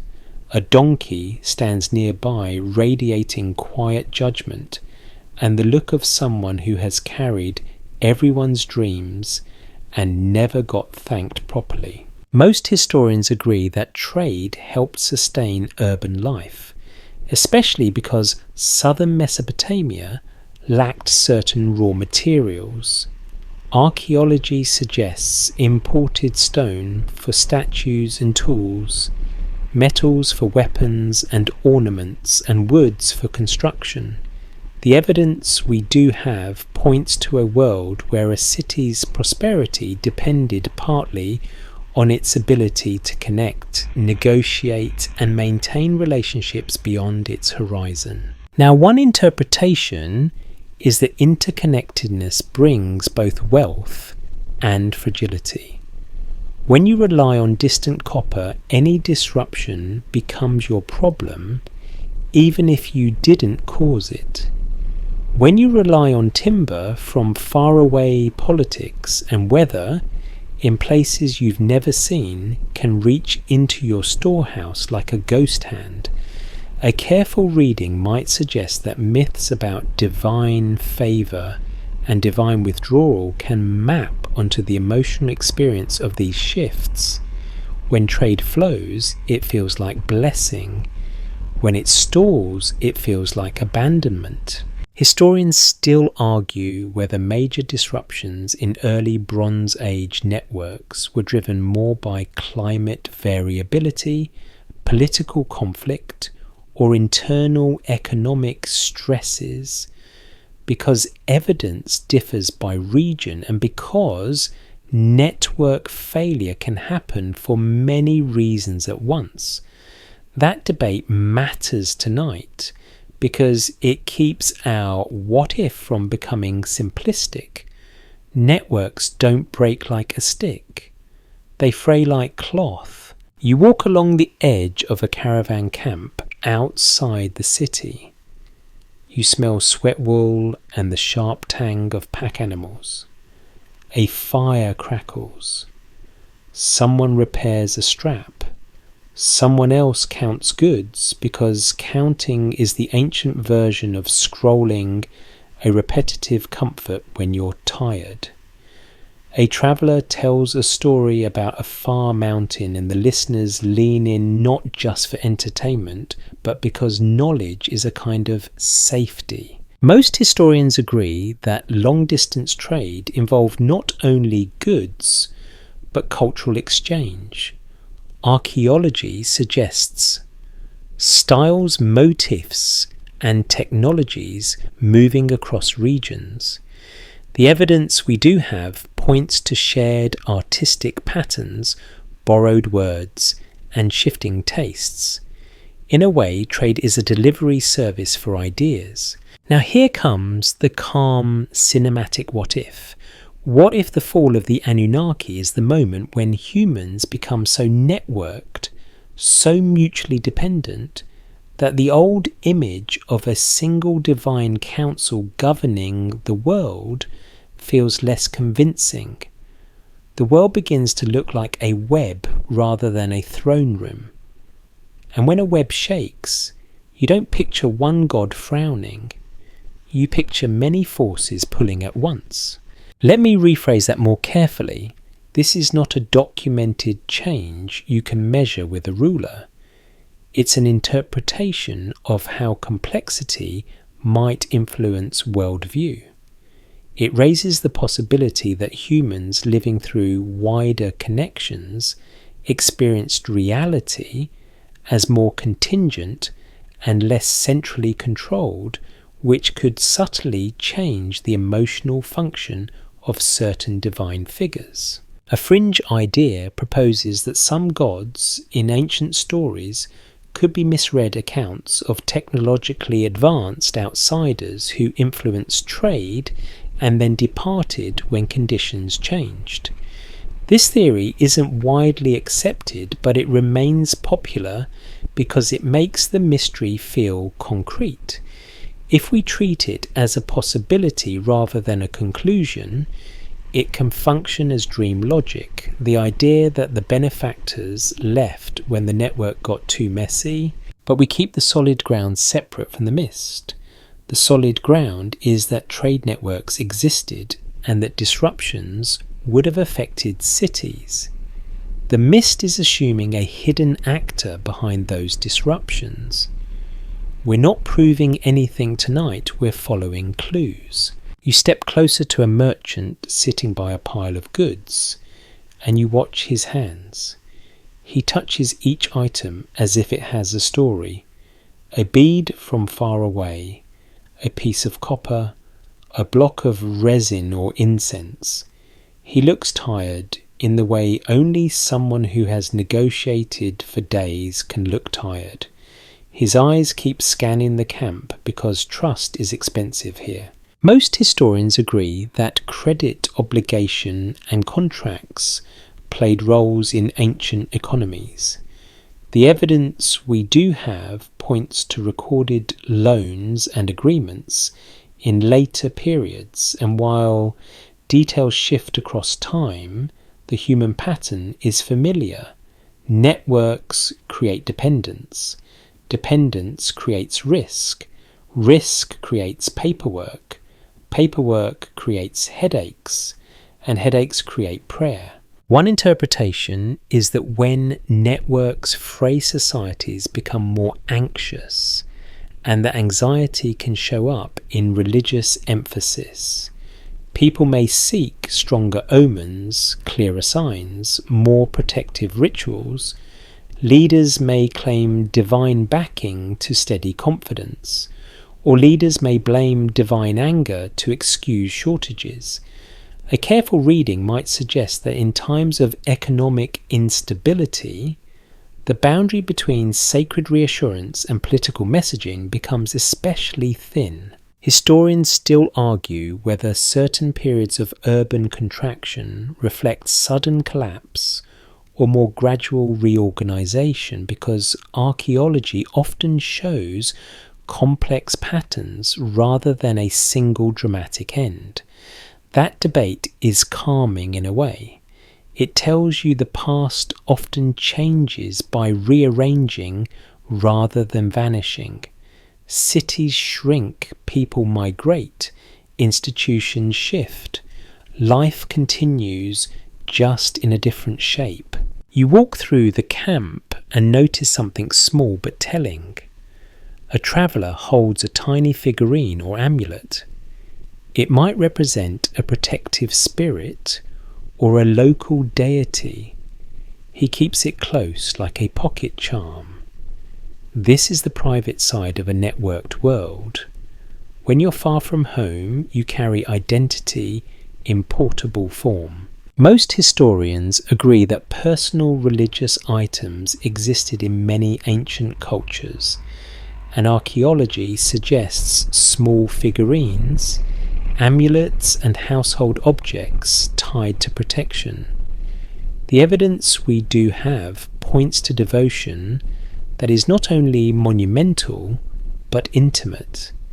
And that intimacy matters for our what if, because it shows that belief adapts to mobility.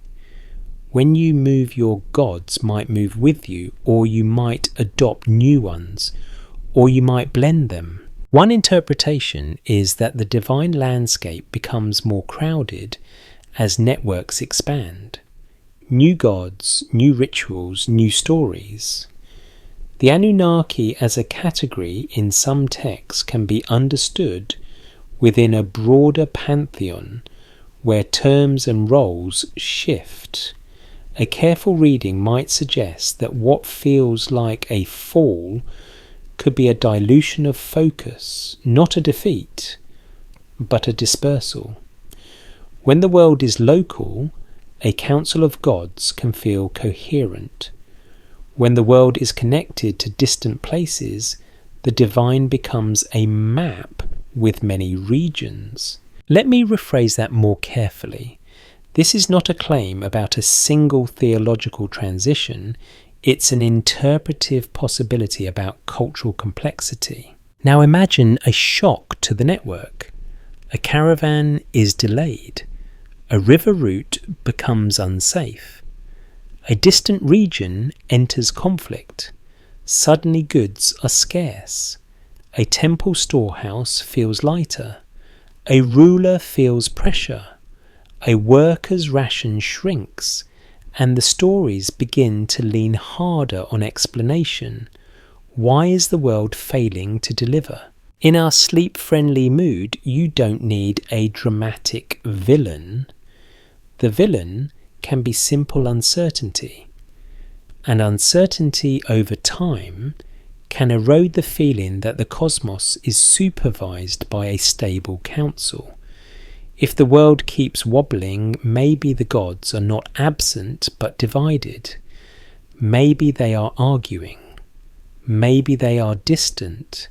Maybe the old categories no longer fit. And here the what if lands softly. What if humanity caused the fall of the Anunnaki by building a world too interconnected to be held inside a single mythic frame? Not because myths are weak, but because humans kept widening the horizon. The more you trade, the more you depend, the more you realize that your fate is tied to strangers, weather, politics, and chance. The cosmos starts to look less like a throne room and more like a marketplace. You smile faintly at the thought because it is so human.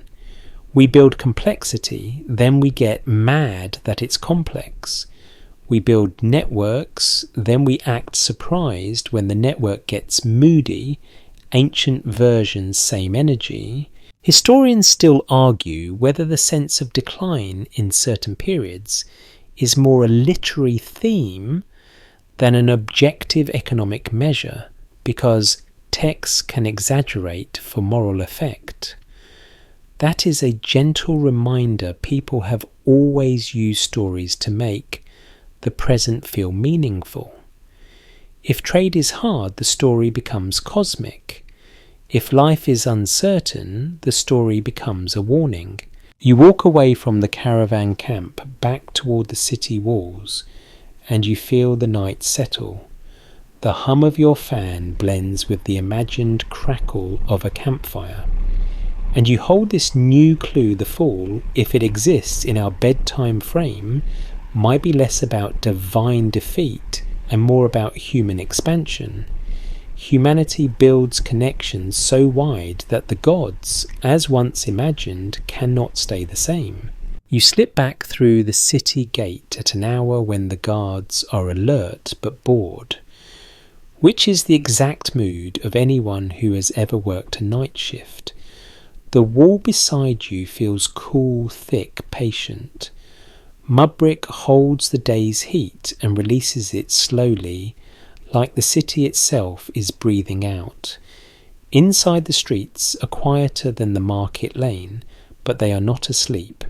Somewhere a dog pads along, somewhere a door creaks, somewhere a distant voice laughs and then softens, as if remembering the night is supposed to be respectful. Most historians agree that Mesopotamian city-states often lived in a state of competition, sometimes peaceful, sometimes violent. Archaeology suggests fortifications, weapons and inscriptions describing conflicts And the evidence we do have points to wars over land, water rights, and political dominance. This is documented ground. Cities built walls because walls were useful and because neighbours can be complicated. You walk along the inside of the wall and picture the logic of it. A wall is not only defence, it is also a statement. It says, we are a unit. It divides inside from outside. It turns geography into identity. An identity once formed becomes stubborn. That stubbornness can be a kind of strength. It can also become a kind of trap. One interpretation is that as city identities sharpen, gods become more tightly tied to local pride. Patron deities matter. Temples become symbols of legitimacy. When your city's god is strong, your city feels strong. When your city loses a battle, it can feel like your god has been insulted or weakened. This is not a claim that people thought gods were literally injured. It is an interpretation about how religion and politics can mirror each other emotionally.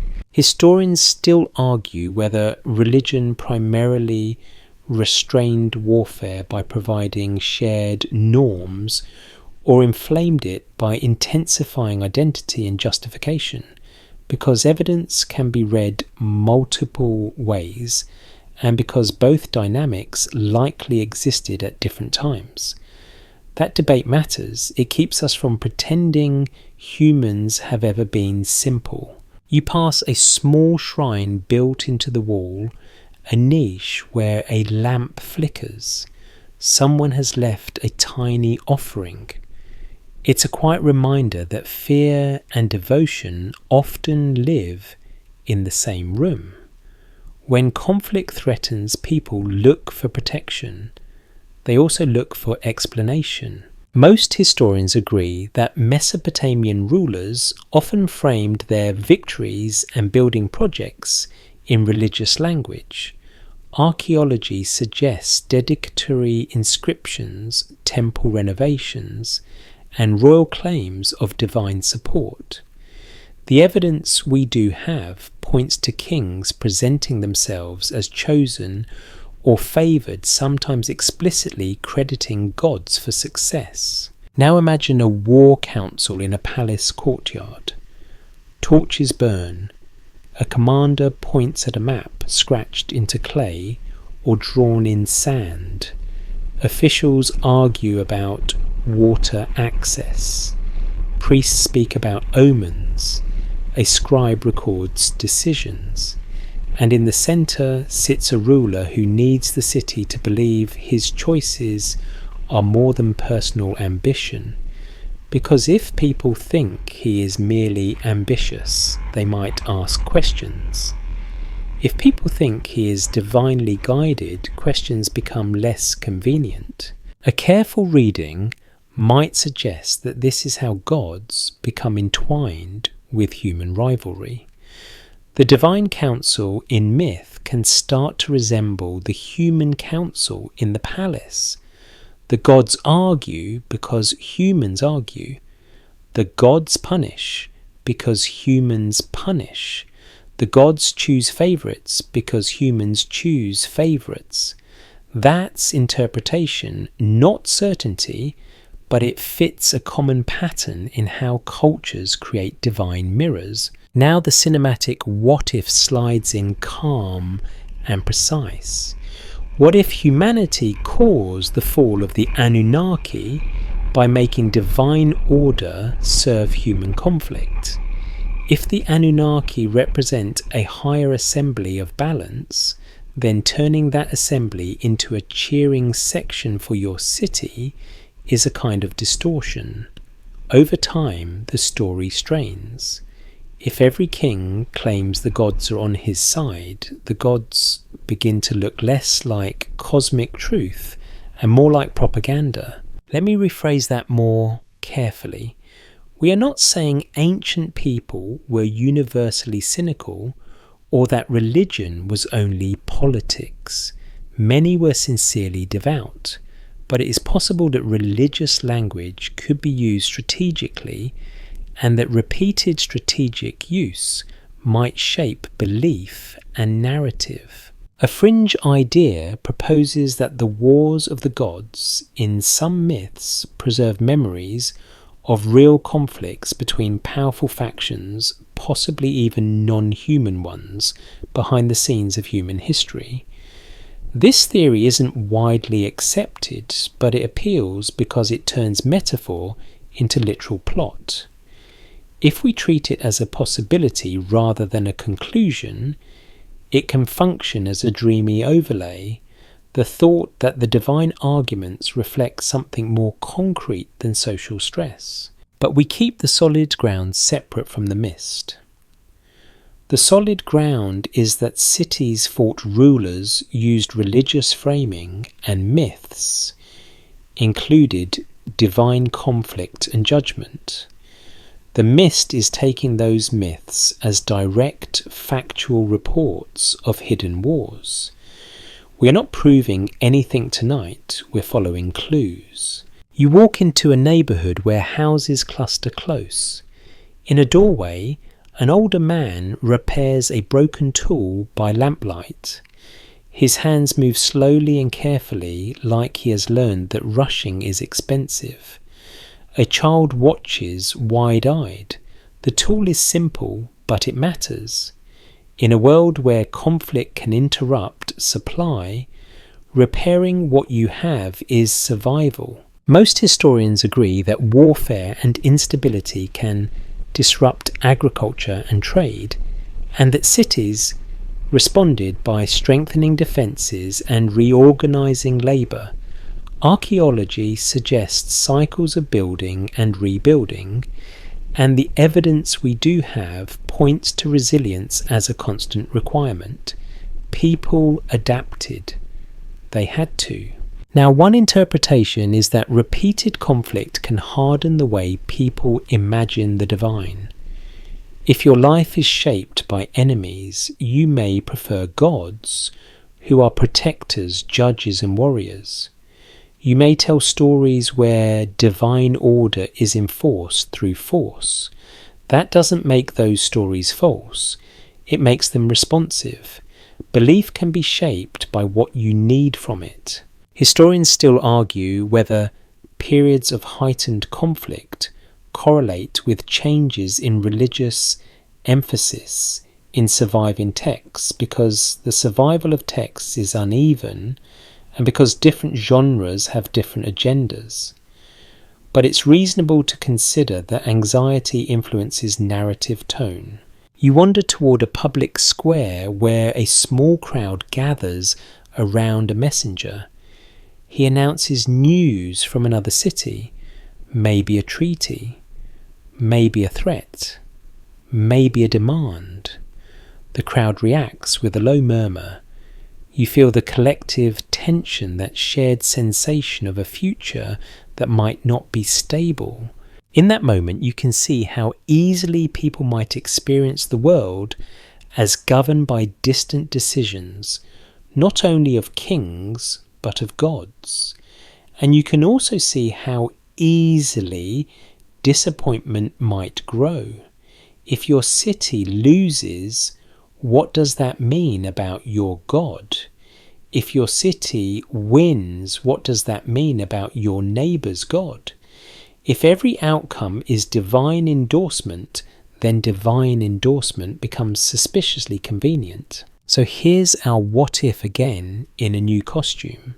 What if humanity caused the fall of the Anunnaki by overusing the divine as a justification machine? By attaching cosmic authority to every human rivalry, humans might have gradually eroded the idea of a unified divine order. The gods become partisan. The gods become local. The gods become many small banners, not one steady sky. Let me rephrase that more carefully. That is not a documented theological timeline. It is an interpretive possibility about how politics can shape myth. It raises the possibility that the imagined divine assembly becomes fragmented when human life becomes fragmented by conflict. You pause by a wall relief or a painted symbol, something that marks a city identity. You trace it with your eyes. It feels like a logo, and you smile softly because the impulse is familiar. Humans have always loved symbols that say, "We belong." The trouble is, belonging often comes with boundaries. A careful reading might suggest that myths about divine judgment and divine councils are also myths about belonging. Who is inside the cosmic order? Who is outside? Who is favoured? Who is punished? And if human leaders manipulate that language, the cosmic order becomes less like truth and more like a tool. Historians still argue whether ancient political propaganda should be read as reflecting real popular belief, or as elite messaging that could be resisted privately because evidence of everyday dissent is subtle and rare. That debate matters because it reminds you people are not passive. They listen, they adapt, they whisper their own conclusions. You keep walking until the wall is behind you and the city opens into a quieter stretch. The fan hum becomes more prominent in your ears and the imagined torches dim. You hold the new clue gently. Conflict does not only break bodies and buildings, it can also strain stories. It can make the divine feel partisan. It can make cosmic order feel less believable. And in a bedtime frame, the fall of the Anunnaki might simply be the moment when humans, through rivalry and justification, turn the gods into mirrors of their own divisions, until the old image of a unified divine council can no longer hold. You drift into a part of the city where the air feels oddly still, as if even the dust is trying to be quiet. The streets narrow. The lamps seem fewer. Doors are closed, not in the cosy way, but in the cautious way. You notice a faint herbal smell, bitter and sharp, like someone has been boiling leaves and hoping the steam can argue with fate. Most historians agree that disease affected ancient populations, even though the exact details are often hard to reconstruct. Archaeology suggests patterns consistent with illness in skeletal remains and settlement changes, and the evidence we do have points to crowded urban life, creating conditions where infections can spread more easily. This is documented ground in a broad sense. People got sick and it mattered. You pause and imagine what sick looks like in a Bronze Age city. Not a hospital bed with beeping machines, but a mat on a floor, a bowl of water, a worried family, and a neighbour who says, "It's the season," in the same tone you might use to talk about flu going around the office. The difference is that their office is an entire city with shared water, shared air, and shared anxiety. A careful reading might suggest that when communities lacked clear scientific explanations for contagion, they often interpreted illness through spiritual or moral frameworks. That doesn't mean people were foolish. It means they worked with the conceptual tools available. If you don't know about microbes, you still know about patterns. You notice that certain places feel unlucky. You notice that sickness clusters. You notice that it arrives after floods or during heat. You look for meaning because meaning is a kind of medicine for the mind. Historians still argue whether specific mentions of plague or widespread sickness in ancient texts reflect discrete epidemic events or more generalized language for misfortune, because terminology can be metaphorical and records are incomplete. That debate matters because it keeps us from turning every line of lament into a clinical report. You walk past a small household altar. A lamp burns low. Someone has placed a little offering, maybe bread, maybe a cup of beer, maybe a figurine. The gesture feels intimate and urgent. In times of illness, devotion can become more concentrated, like a spotlight. People don't stop believing.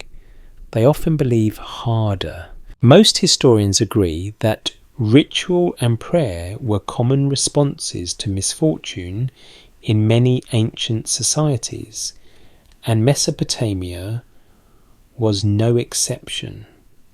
The evidence we do have points to specialists who performed rituals, recited incantations, and used herbs and procedures aimed at healing. Archaeology suggests medical and magical practices were intertwined rather than separate categories. That's a mainstream safe anchor healing involved both practical and spiritual approaches. Now, one interpretation is that disease can accelerate a crisis of trust. If offerings do not prevent illness, if prayers do not stop fever, then people may begin to ask questions. Not necessarily questions that lead to disbelief, but questions that lead to reinterpretation. The gods might be seen as angry, distant, or mysterious. Or the blame might shift to humans. Perhaps leaders fail to maintain cleanliness water systems or food storage. Perhaps conflict brought instability. Perhaps the city simply grew too dense. And here comes our calm cinematic what if. What if humanity caused the fall of the Anunnaki through the unintended consequences of urban life? The more people pack together, the more opportunity sickness has. The more networks connect cities, the more sickness can travel. The more the economy depends on movement, the harder it is to isolate. In that frame, humans build the stage on which disease performs, and the divine order appears to falter. Let me rephrase that more carefully. This is not a claim that epidemics were the sole driver of any cultural change. It is a possibility that waves of illness contributed to social strain and to changes in how people narrated misfortune.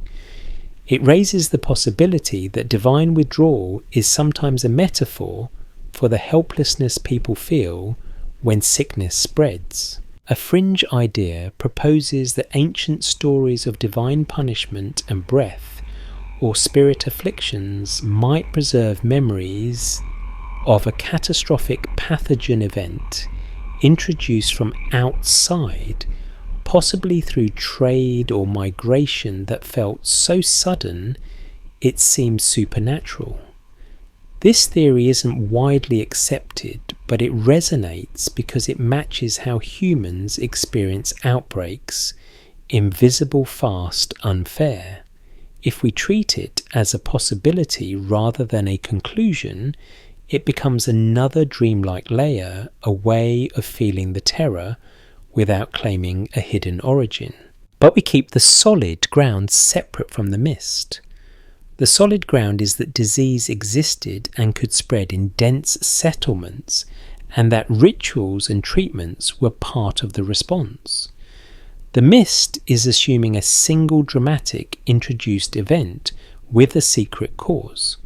The mystery isn't in what we know, but in what we can't confirm. You move toward a small courtyard where a healer works. The healer's tools are simple: a mortar, a pestle, bundles of dried plants, a cup, maybe a small knife.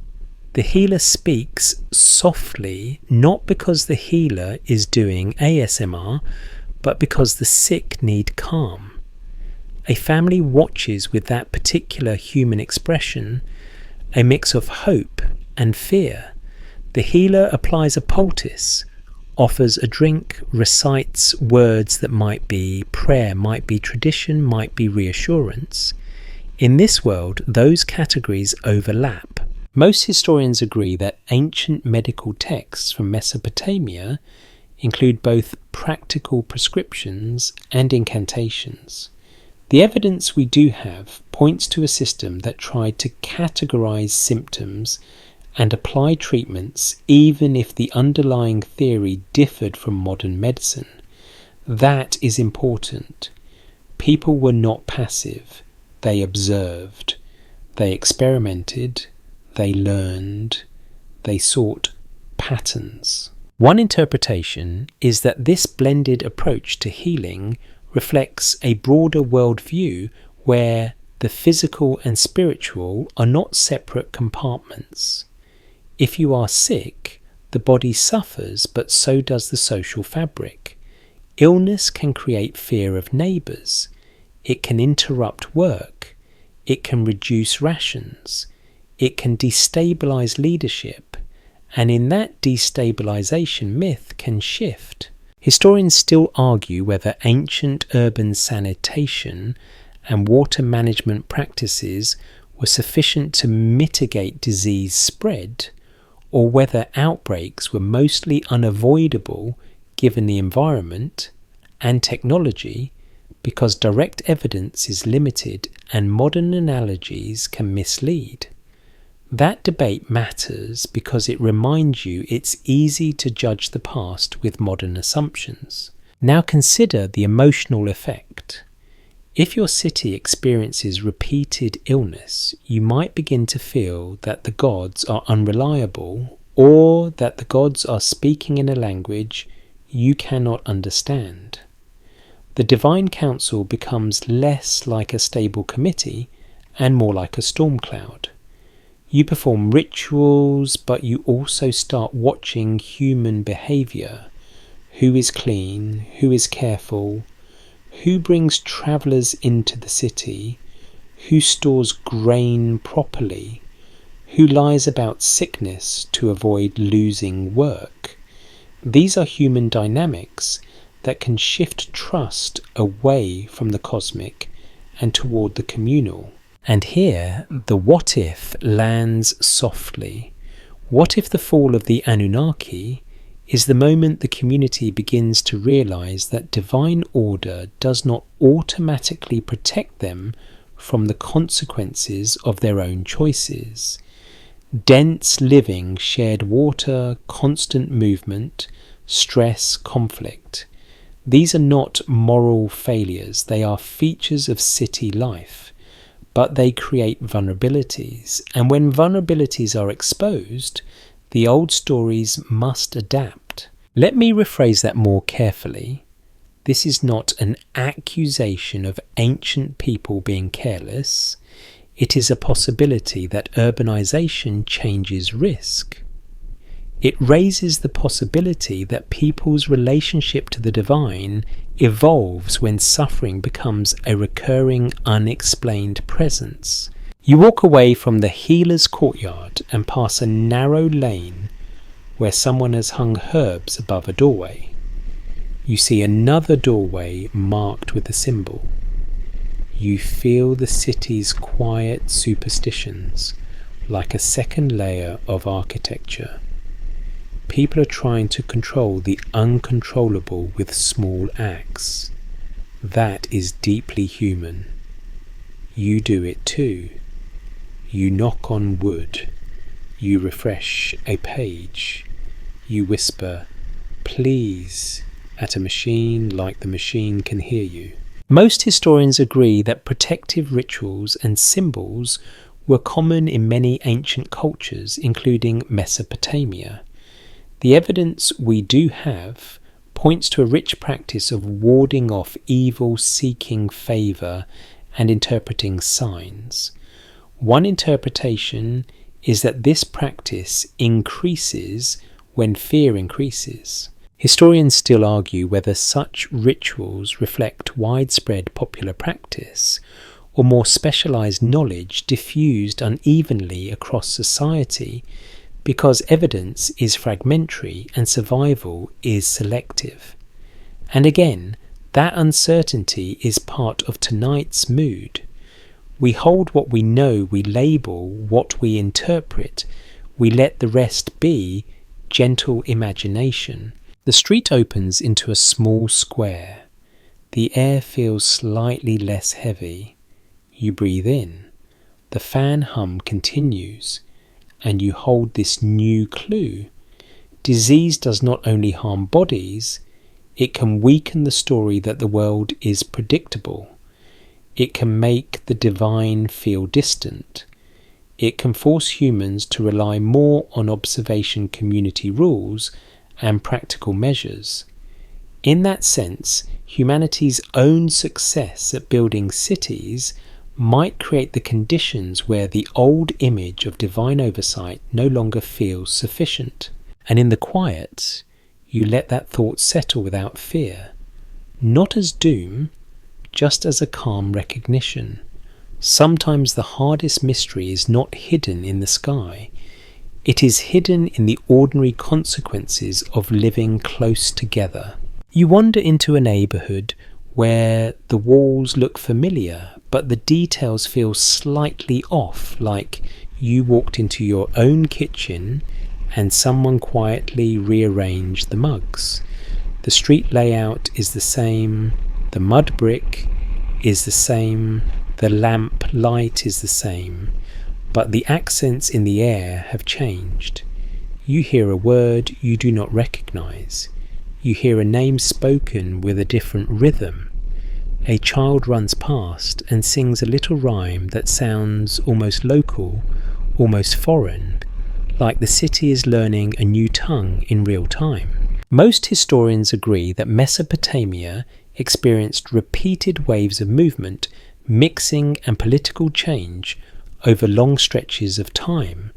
Archaeology suggests shifting settlement patterns and changing material culture in different periods, and the evidence we do have points to the rise and fall of dynasties, the movement of peoples, and the blending of languages. This is documented ground in the broad sense. Cities did not sit still forever, and neither did power. You stand near a doorway where someone has scratched a symbol into the plaster. It might be a simple mark of ownership, or a blessing, or just a bored person with a sharp tool.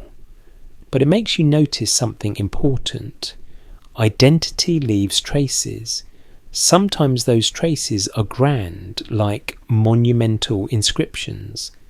Sometimes they are small, like a new style of pottery, or a new way of tying a sash.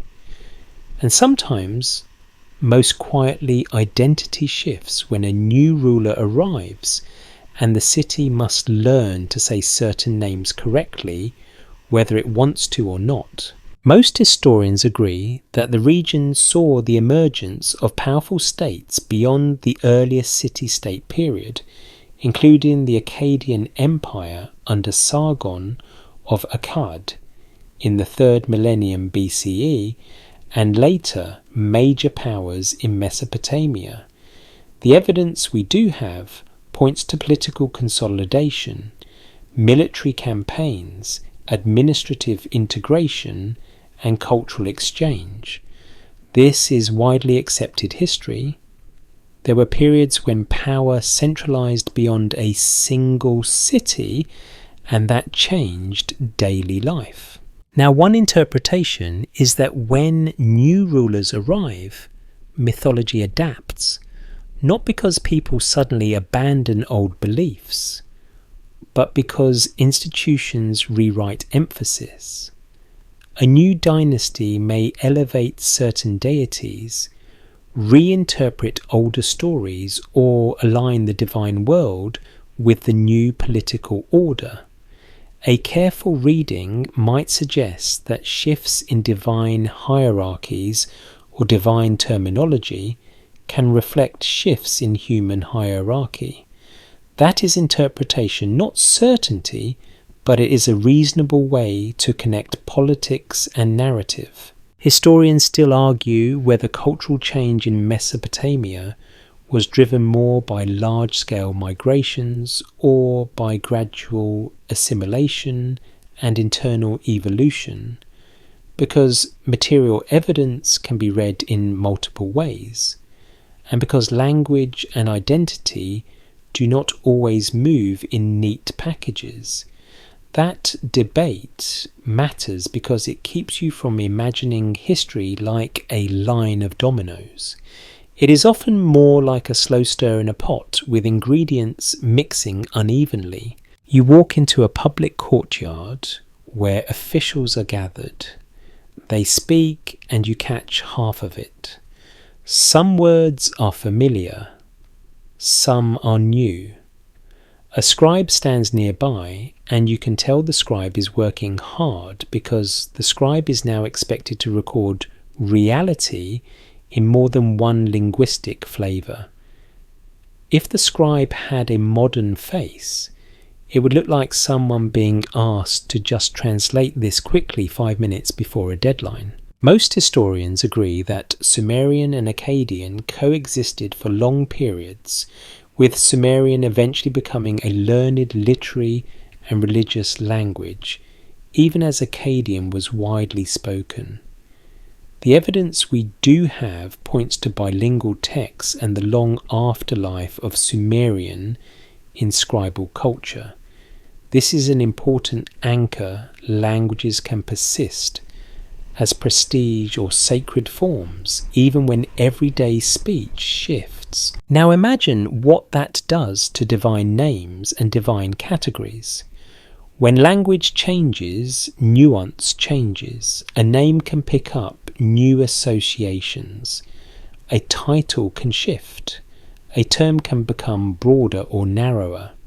One interpretation is that what later readers call the fall of a divine group could sometimes be a semantic drift, a change in how a term is used rather than a dramatic narrative event. In other words, the gods might not fall off a cliff. The words might simply slide. Let me rephrase that more carefully. This is a possibility, not a certainty. We're not claiming that the Anunnaki disappear because of grammar, but it raises the possibility that when you read ancient terms across centuries, you are watching language evolve, and language evolution can feel like theological change. You pause at a workshop. Inside a potter shapes clay with wet hands. The form looks slightly different from what you expected. The rim is angled in a new way. The decoration is a new motif. It is not better or worse, just different. Archaeology suggests that changes in pottery styles can reflect shifting tastes, trade connections, or population movement. The evidence we do have points to material culture as a clue, not a complete answer. It tells you something changed. It does not always tell you why. Historians still argue whether certain material culture shifts reflect incoming groups with distinct traditions or local craftsmen adapting to new markets and fashions, because humans imitate, borrow, and reinvent constantly. That debate matters because it keeps the story human. People are not static. They are curious. They are opportunistic. They are stubborn. They are also the kind of beings who will adopt a new style because it looks cool and then insist it was always traditional. Ancient version, same energy. Now, here is the calm cinematic what if that belongs to this section. What if humanity caused the fall of the Anunnaki by changing the human story of authority through repeated political turnovers? If a divine council represents cosmic legitimacy, then every new dynasty is tempted to reshape that legitimacy. Over time, the image of a stable divine assembly can fracture into competing interpretations, each aligned with a different political moment. The gods do not need to be defeated. They can be repurposed. A fringe idea proposes that some ancient god lists and shifting pantheons reflect not cultural evolution, but real interactions with separate powerful groups remembered and mythologized who came and went. This theory isn't widely accepted, but it persists because the patterns of change can feel dramatic. If we treat it as a possibility rather than a conclusion, it becomes a dreamy overlay, the feeling that something important arrived, influenced, then faded. But we keep the solid ground separate from the mist. The solid ground is that rulers changed, languages shifted, and religious literature evolved. The mist is assuming hidden literal arrivals behind every change. The mystery isn't in what we know, but in what we can't confirm. You walk toward a small shrine where a priest tends a lamp. The priest speaks a prayer that sounds old, even if the city around it sounds new. Most historians agree that religious continuity can persist through political change, even as details shift. The evidence we do have points to temples being rebuilt and re-endowed across regimes. That is a strong anchor. New rulers often support old sacred institutions because sacred institutions stabilize legitimacy. One interpretation is that this creates a subtle tension.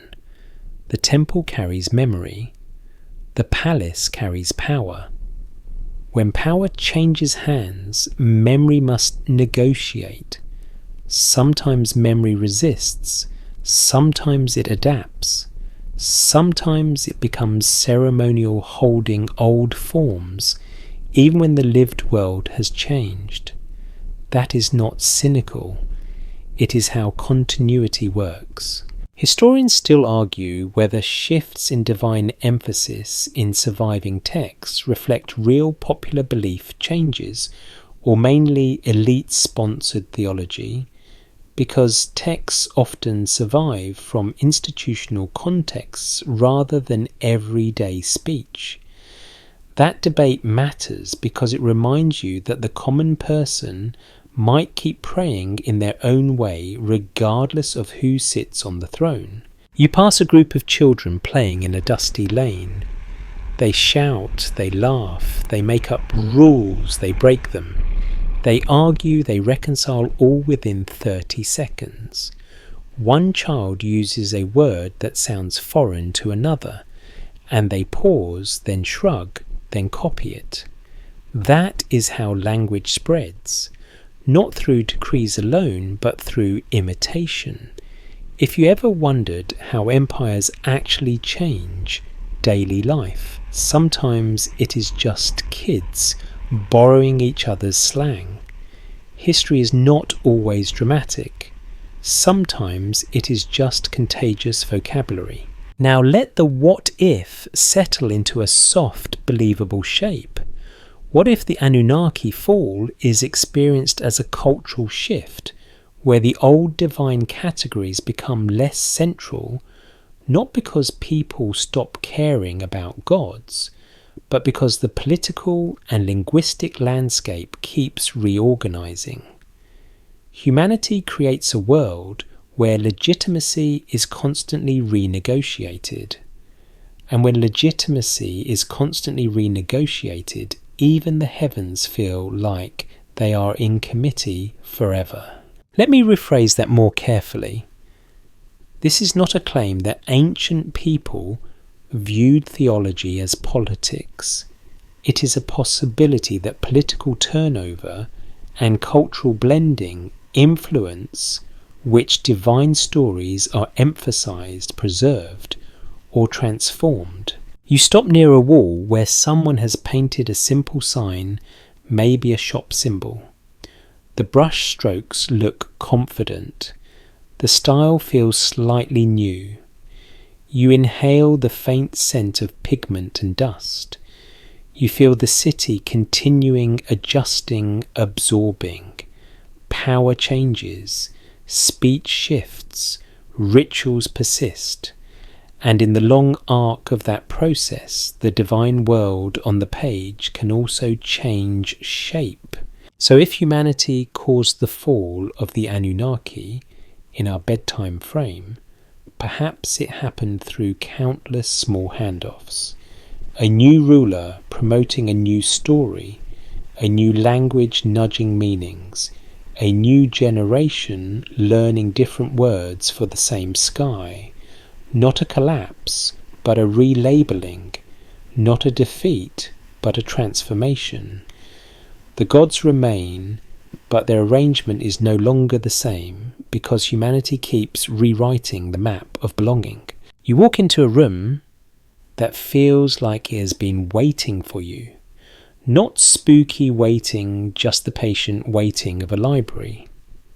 The air is dry and slightly dusty, and there's that comforting scent of clay warmed by countless hands.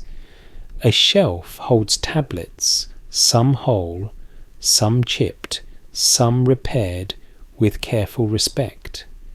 The light is low, the kind of light that makes you speak softer without anyone asking. Most historians agree that Mesopotamian scribes preserved and copied texts for centuries, including myths, hymns, administrative records, and scholarly lists.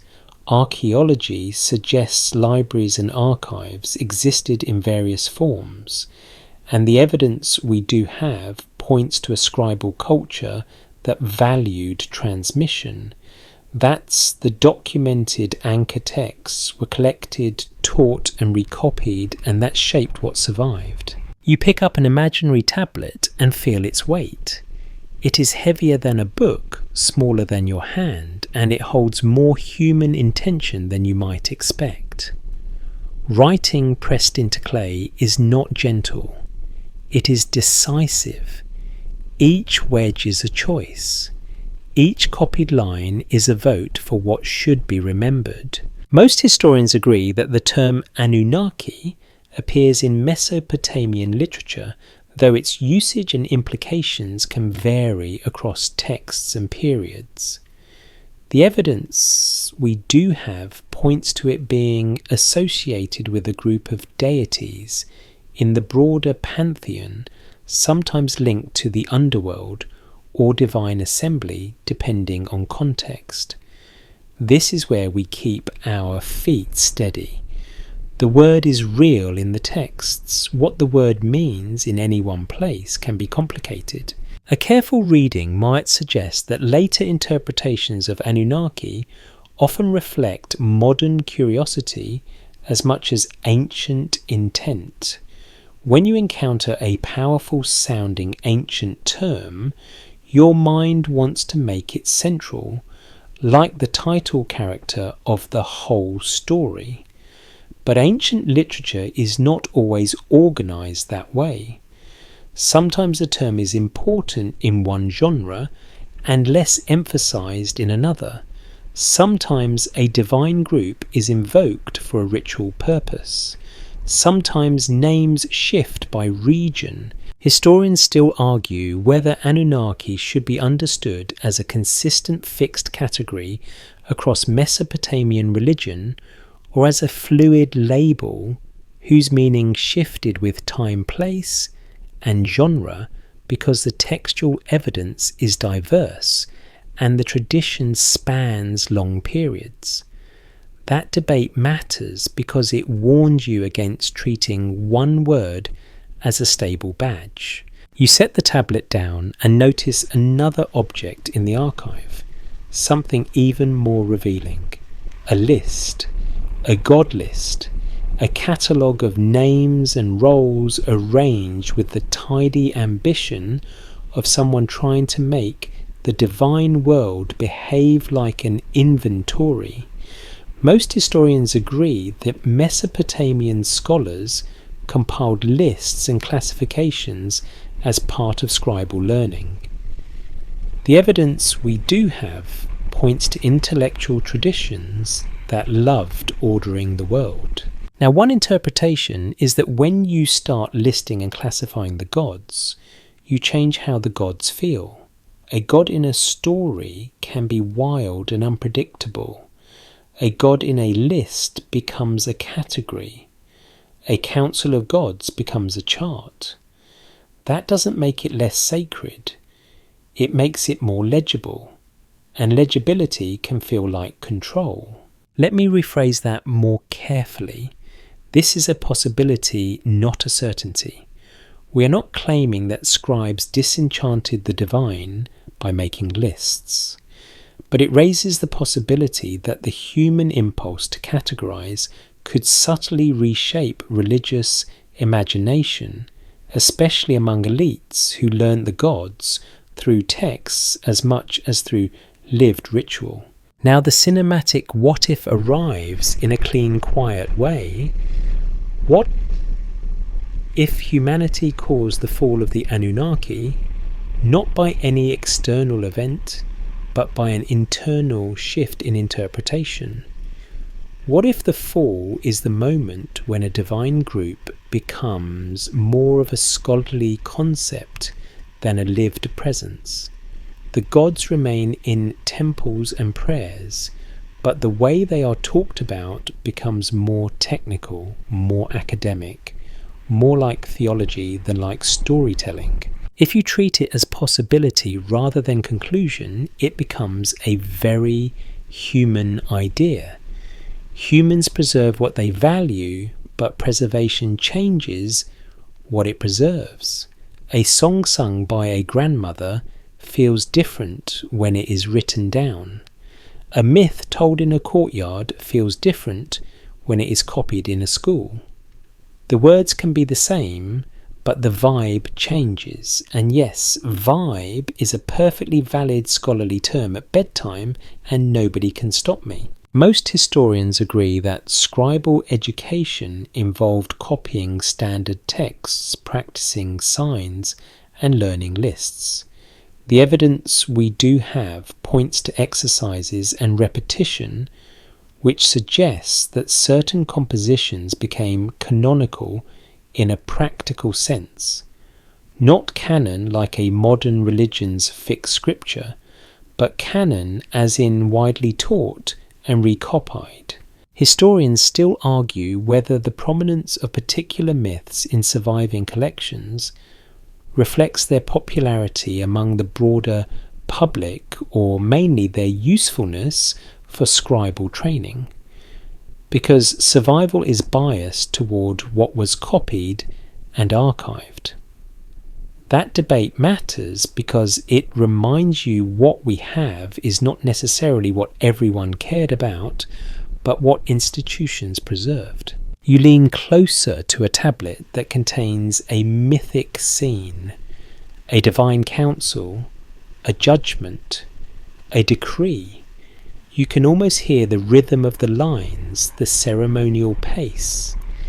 A careful reading might suggest that divine councils in literature can reflect human political forms, a way of making the cosmos intelligible. And if human politics changes, the imagined divine politics can shift too.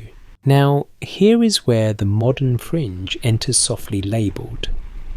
A popular rumour claims that the Anunnaki were literal extraterrestrial beings and that the tablets are encoded records of their activities. This theory isn't widely accepted, and mainstream scholars, interpret these texts as religious and literary works, not technical reports. If we treat it as a possibility rather than a conclusion, the value of the rumour may not be factual, but emotional. It tells you what modern readers want: a hidden narrative behind the ordinary, a secret behind the list. But we're not chasing a hidden truth tonight. We're following clues and keeping the layers separate. Documented ancient people wrote and copied texts, including divine names. Interpreted classification and canon formation can influence how divine groups are perceived. Imagine the fall could be a slow drift from living presence to textual category. You notice something else in the archive: variance, small differences between copies, a name spelled differently, a line rearranged, a phrase added or omitted. Most historians agree that ancient copying was not always perfectly uniform. The evidence we do have points to variation across manuscripts. That's a gentle reminder: even in the world of clay, stories evolve. One interpretation is that the evolution of a myth can be invisible until you compare copies. Then you see that humans, consciously or not, are always editing the heavens. That can happen for political reasons, ritual reasons, educational reasons, or just because a scribe made a choice. And each choice, tiny as a wedge, nudges the divine world. Historians still argue whether differences between versions reflect regional traditions, chronological change, or individual scribal creativity, because determining the cause of variation is difficult and evidence is incomplete. And that debate is soothing in a way. It means uncertainty is built into the record. You're allowed to not have a final answer. The past itself does not always have one. Now the what if deepens a little. What if humanity caused the fall of the Anunnaki by retelling them into a different shape? Not erasing, but repositioning. A divine group that once felt central in one context becomes peripheral in another. A name that once carried certain weight becomes one entry among many. The gods do not die.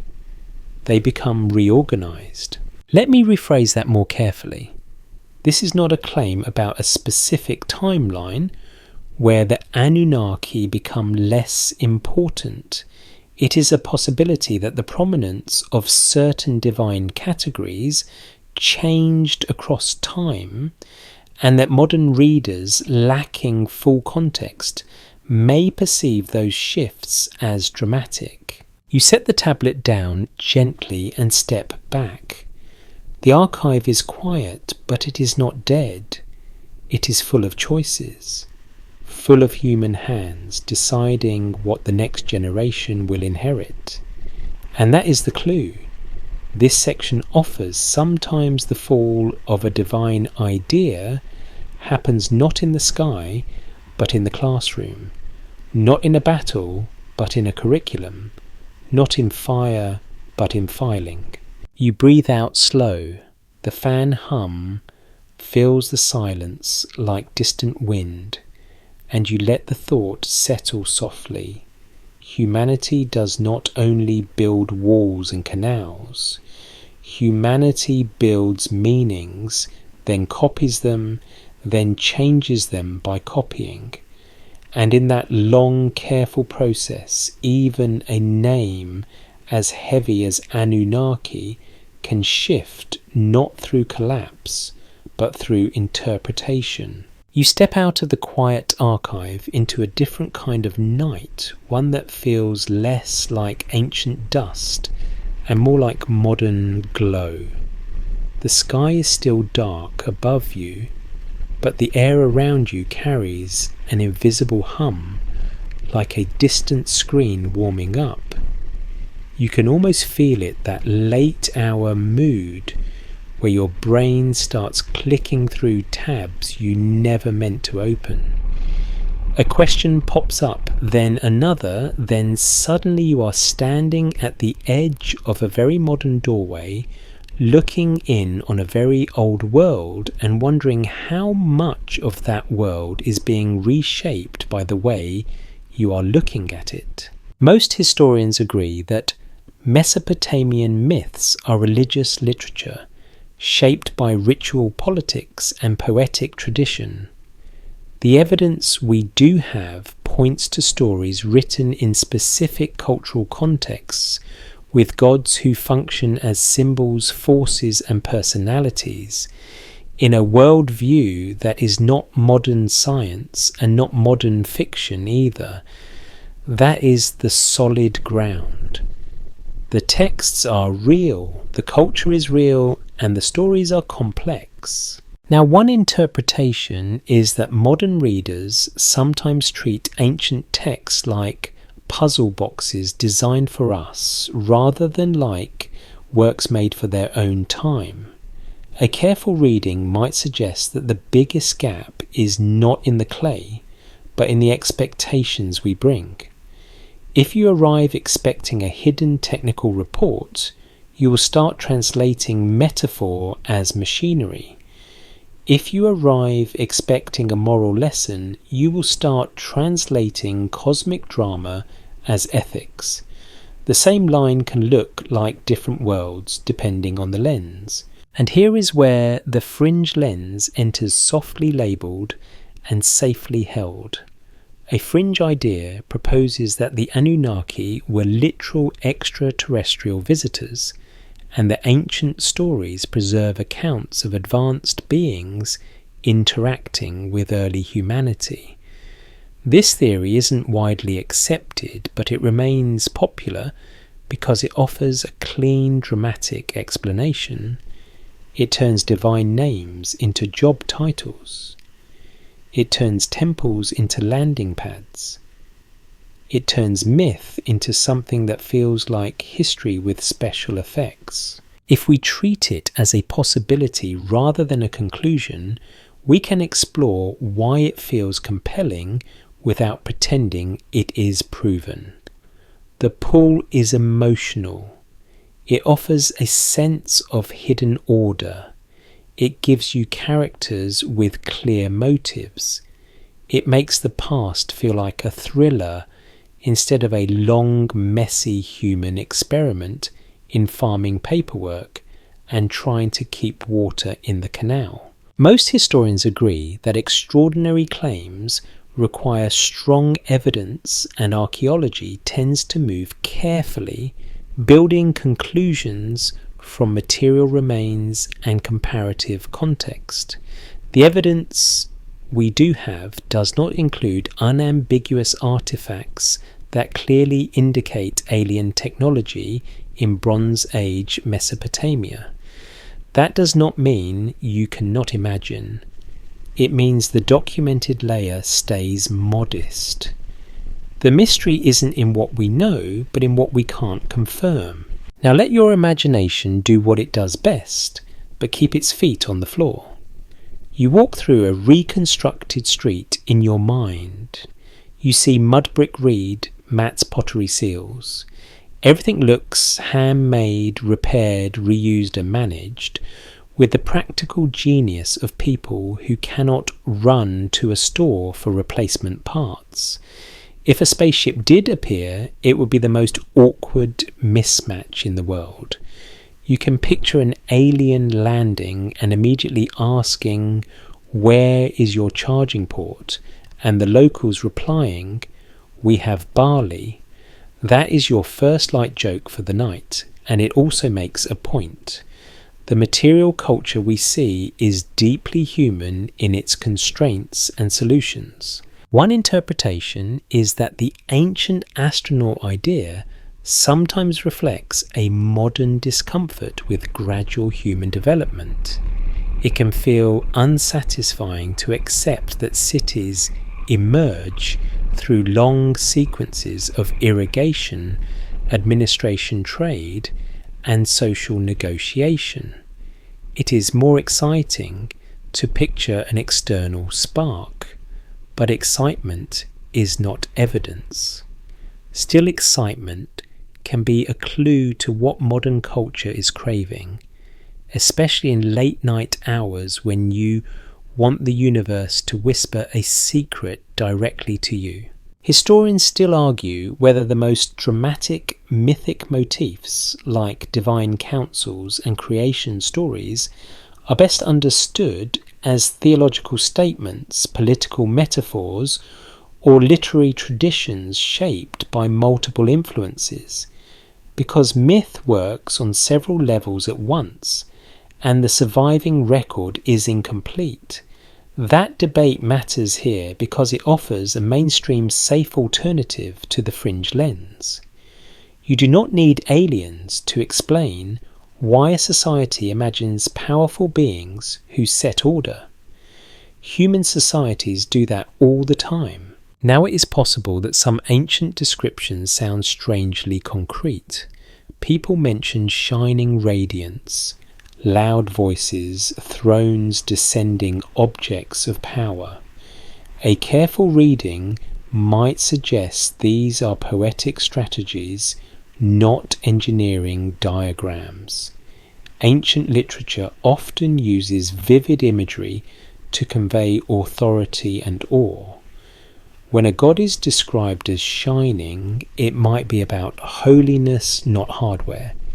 When a deity rides a storm, it might be about power, not transportation. Still, the what-if mood has a place at bedtime. What if the story is pointing at something else? What if some motifs in a tiny number of cases reflect misunderstood natural phenomena? Comets, eclipses, meteors, rare atmospheric events. Humans often interpret unusual sky events through the language of their beliefs. That is a more cautious explanation that stays closer to what's broadly accepted. The sky can shock people, and stories preserve shock. And then the fringe layer returns with its own charm. A popular rumour claims that ziggurats were designed as beacons or platforms for visiting beings. This theory isn't widely accepted. Archaeology suggests ziggurats were monumental temple structures tied to religion and civic identity, built with local materials and local labour. If we treat the rumour as a possibility rather than a conclusion, it can function as cinematic atmosphere. You can imagine the top of a ziggurat under starlight like a stage, but you keep the solid ground separate from the mist. The solid ground is a temple complex. The mist is the landing pad.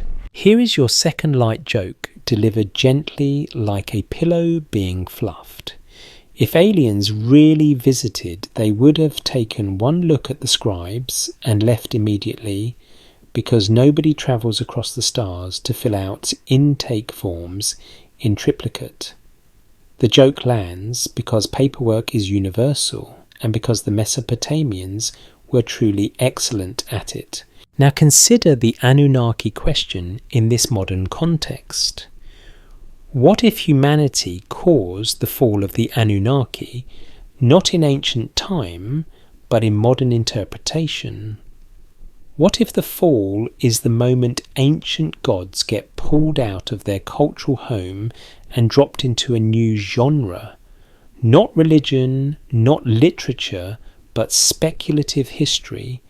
In that shift, the Anunnaki become something else. They become a symbol of modern longing for origin stories that feel decisive. A careful reading might suggest the transformation says as much about us as about them. Let me rephrase that more carefully. This is not an accusation, it is an interpretive possibility. Humans constantly remix the past to meet the emotional needs of the present. That is what storytelling does. Sometimes it comforts, sometimes it empowers, sometimes it entertains, sometimes it sells books. Ancient texts become mirrors for modern hopes and fears. Most historians agree that translations and interpretations can vary, and that reading ancient languages requires specialized training and careful context. The evidence we do have points to a long history of scholarly debate over meanings because words shift by time, genre, and scribal tradition. That matters because fringe interpretations often depend on very specific translations that are not broadly accepted. When the linguistic ground is uncertain, absolute certainty becomes risky. Historians still argue whether certain contested translation choices in popular retellings reflect genuine ambiguity in the source material or reflect modern narratives being imposed onto the text, because the line between interpretation and invention can be hard to police without deep context. That debate is not a drama. It is a reminder to stay humble. Now the bedtime what if can hold both feelings at once. You can enjoy the cinematic image of visitors without claiming it is documented. You can feel the allure of a hidden story without turning it into a verdict. You can say calmly, some parts are documented, some are interpretation, and some are gentle imagination. Here is your third light joke, and it is meant to soften the whole room. If the Anunnaki were real visitors and they left because of humanity, the most plausible reason is that they took one look at human group projects and said, "We are absolutely not doing this," then quietly floated away. It is a joke, but it nudges the theme. Humans can be hard to manage. Humans can also be incredibly inventive. Both can be true. So in this section, the clue is not a shard or a seal, it is the lens itself. The mystery isn't in what we know, but in what we can't confirm. And the safest way through the fog is to keep the layers honest. Documented history gives you cities, texts, temples, and human systems. Interpretation gives you plausible links between those systems and the stories people told. Imagination gives you the soft thrill of what if without demanding belief. You take a slow breath. The fan hum steadies the room, and you let the fringe lens rest in your hands like a delicate object admired turned, and then placed gently back on the shelf without claiming it is the only key. You step away from the glow of modern speculation and return to something that feels more like weather.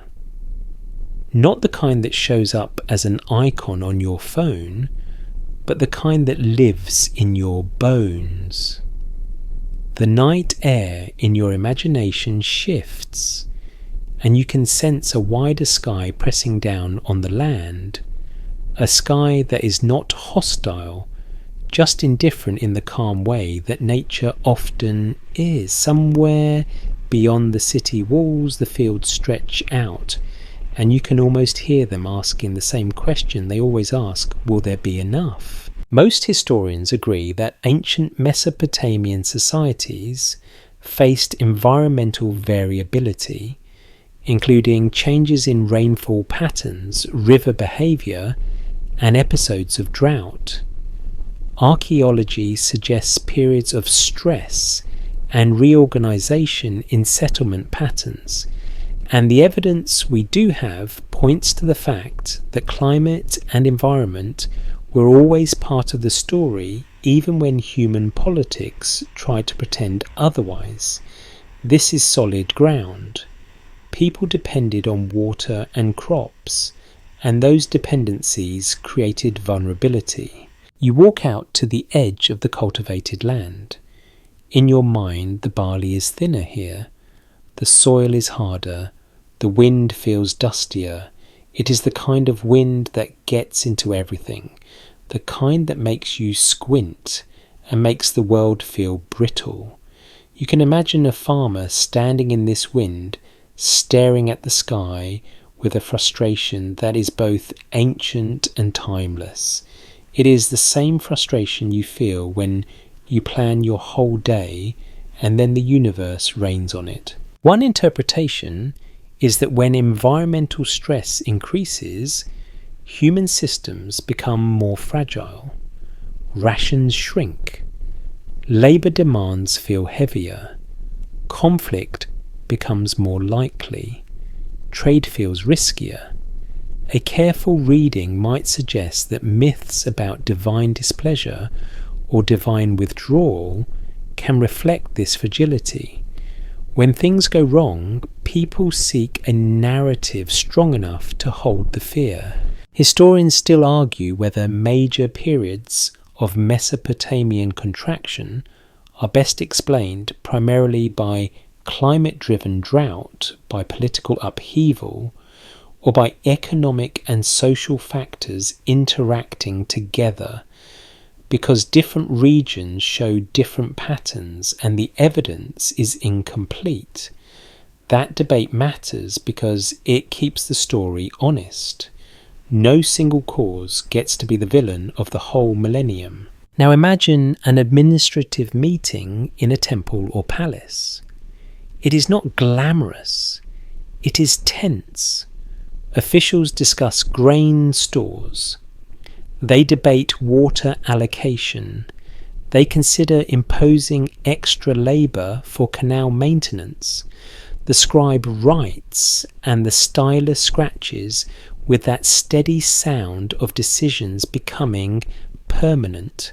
Outside workers wait for instructions that will decide whether their families eat comfortably or eat nervously. Most historians agree that ancient states tried to manage scarcity through storage, redistribution, and authority. Archaeology suggests storage facilities and administrative systems, and the evidence we do have points to rationing and coordinated labour. This is widely accepted. People did not simply shrug at drought. They organised. Now, here is the heart of this section. What if humanity caused the fall of the Anunnaki by responding to stress in ways that intensified stress? Not because people were evil, but because survival often pushes societies toward hard choices. If water is scarce, you prioritise your own fields. If grain is low, you demand more labour. If enemies loom, you redirect resources to wars. Each choice makes sense locally. Together they can spiral. A careful reading might suggest that some ancient lamentations and crisis texts show an awareness of human responsibility even while speaking in divine terms. People describe disorder, injustice, hunger, and sometimes hint that leadership failed or that society fell out of balance. The documented layer is that such texts exist and express distress. The interpreted layer is that they may encode social critique. The imagined layer is the cinematic what if, where divine fall is really human mismanagement becoming too loud to ignore. Let me rephrase that more carefully. We are not claiming that every crisis text is a direct political manifesto. That is debated. But it raises the possibility that religious language can carry social commentary, especially in societies where direct criticism is risky. A fringe idea proposes that ancient myths about gods leaving the earth might reflect a real departure of an external guiding force when humans became too unstable, too warlike, or too self-destructive. This theory isn't widely accepted, but it fits the emotional shape of abandonment. If we treat it as a possibility rather than a conclusion, it becomes a bedtime metaphor, the idea that guidance withdraws when the student refuses to learn, but we keep the solid ground separate from the mist. The solid ground is that environmental stress and human policy choices can interact in destructive ways. The mist is assuming a literal supervising force that departs. We are not proving anything tonight, we're following clues. You crouch in the field and pick up a handful of dry soil. It falls through your fingers. It feels like time. You look towards the canals and imagine them carrying less water than they should. You picture the arguments that would follow. Who gets the first flow? Who gets the last? Who waits? Who cheats? Scarcity makes ethics feel sharp. Most historians agree that water management can become a source of conflict, especially in irrigation-dependent societies. The evidence we do have points to disputes over land and canal rights. That is a mainstream safe anchor. When water is shared, politics becomes hydrology. One interpretation is that under stress, societies can double down on hierarchy. Leaders may demand obedience more strongly. Temples may require stricter ritual. People may look for scapegoats. Outsiders, minorities, rival cities, or unlucky individuals can become targets of blame. A careful reading might suggest that myths about divine judgment can be used to justify harsh measures making cruelty feel like order. Historians still argue whether the harshest measures in certain periods were primarily responses to real scarcity or primarily tools for elites to consolidate power, because motives are difficult to untangle and evidence is partial. That debate matters because it reminds you that suffering can be both natural and political. Now let the cinematic what if arrive like a slow camera pan across the city rooftops. What if the Anunnaki fall is the moment when society's moral bargain collapses under pressure? In calmer times, the divine order feels believable. In crisis, that order feels contested. The rich keep eating. The poor strain. The temple demands offerings. The palace demands labour. People begin to feel that the heavens are not fair. That is interpretation, not certainty, but it is a plausible emotional arc. And it links directly to our guiding question. Humanity might cause the fall by creating a world where injustice becomes normal enough that divine order as imagined cannot remain pristine. The gods become angry, or they become silent, or they become distant, or the story becomes one of loss. Let me rephrase that more carefully. We are not claiming that Mesopotamian religion became uniformly pessimistic. Different texts, cities and periods vary, but it raises the possibility that crisis moments intensify themes of abandonment and disorder. You walk back towards the city as dawn threatens the edge of the horizon. The air is cool, the sky is pale, people are already moving because survival does not wait for sunrise. A mother carries water, a worker carries tools, a priest prepares incense, an official prepares a tablet.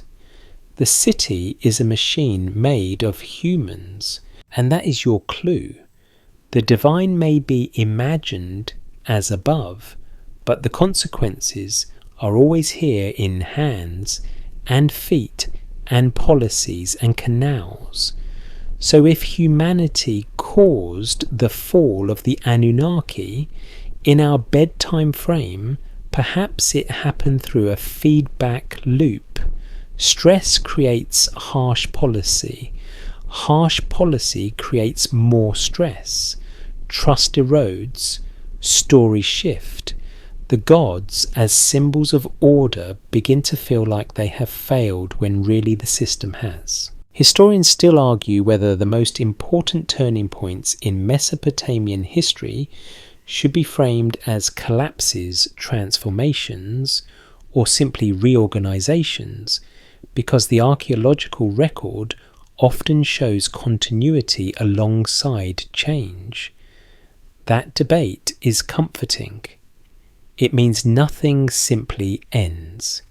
It changes form. You inhale the new day air, you feel the dust settle, and you let the what if rest quietly. Maybe the fall is not in the sky, but in the pattern of choices humans make when the world tightens around them. You step into a quieter space, not a place on the map, but a place in the mind. The sun in your imagination is up now, pale and dusty, and the city seems almost normal again. People sweep doorways, animals are herded, smoke rises from cooking fires. Life continues with that stubborn rhythm that never asks permission. And yet underneath the routine you can feel the question still humming like a string that never fully stops vibrating. Most historians agree that ancient Mesopotamia offers us rich evidence, but not complete evidence. Archaeology suggests patterns of urban growth, stress, and transformation over millennia. And the evidence we do have points to a world shaped by rivers, labour systems, political change, trade and religion. That is the solid ground. It is wide enough to walk on, but it has gaps. Now, one interpretation is that the most interesting part of this story is not deciding what the Anunnaki really were, but noticing how humans handle uncertainty. Humans are meaning makers. When the evidence is incomplete, we tell stories. Sometimes those stories are careful and humble. Sometimes they are bold and thrilling. Sometimes they are both, depending on the mood and the audience. Historians still argue whether the most important lens for understanding Mesopotamian religion is primarily ritual practice, political ideology, or lived household devotion, because all three are present and the surviving evidence is uneven. That debate matters because it reminds you there is no single key. The past is a house with many doors, and you have to be gentle with the hinges. You find yourself standing in a small courtyard where someone is shaping clay figurines. They are simple forms, not the grand statues of temples, but small household objects. A protective figure, a symbol, a reminder. Most historians agree that everyday people engage with the sacred in domestic ways, not only through monumental institutions. Archaeology suggests household altars and small ritual objects, and the evidence we do have points to religion as woven into daily life. One interpretation is that household religion may have been less concerned with cosmic councils and more concerned with practical protection. Keep sickness away. Keep the child safe. Keep the harvest stable. Keep the neighbour from stealing your donkey. These are the prayers that never go out of style. And here is the calm cinematic what if that belongs to this section. What if the fall of the Anunnaki is not a historical event at all, but a narrative tool that humans use when they feel the world is slipping? When you cannot control the river, you tell a story about divine anger. When you cannot control politics, you tell a story about gods choosing sides. When you cannot control disease, you tell a story about unseen forces. The gods become a language for helplessness, and the fall becomes a language for loss. Let me rephrase that more carefully. This is not a claim that Mesopotamians invented gods purely as coping mechanisms. That would be too reductive and too modern. It is a possibility that myth functions, among other things, as emotional technology. It helps communities carry uncertainty without collapsing under it. A fringe idea proposes that the Anunnaki are remembered not as symbols, but as literal beings whose departure could have been triggered by human behaviour, like conflict, resource depletion, or instability.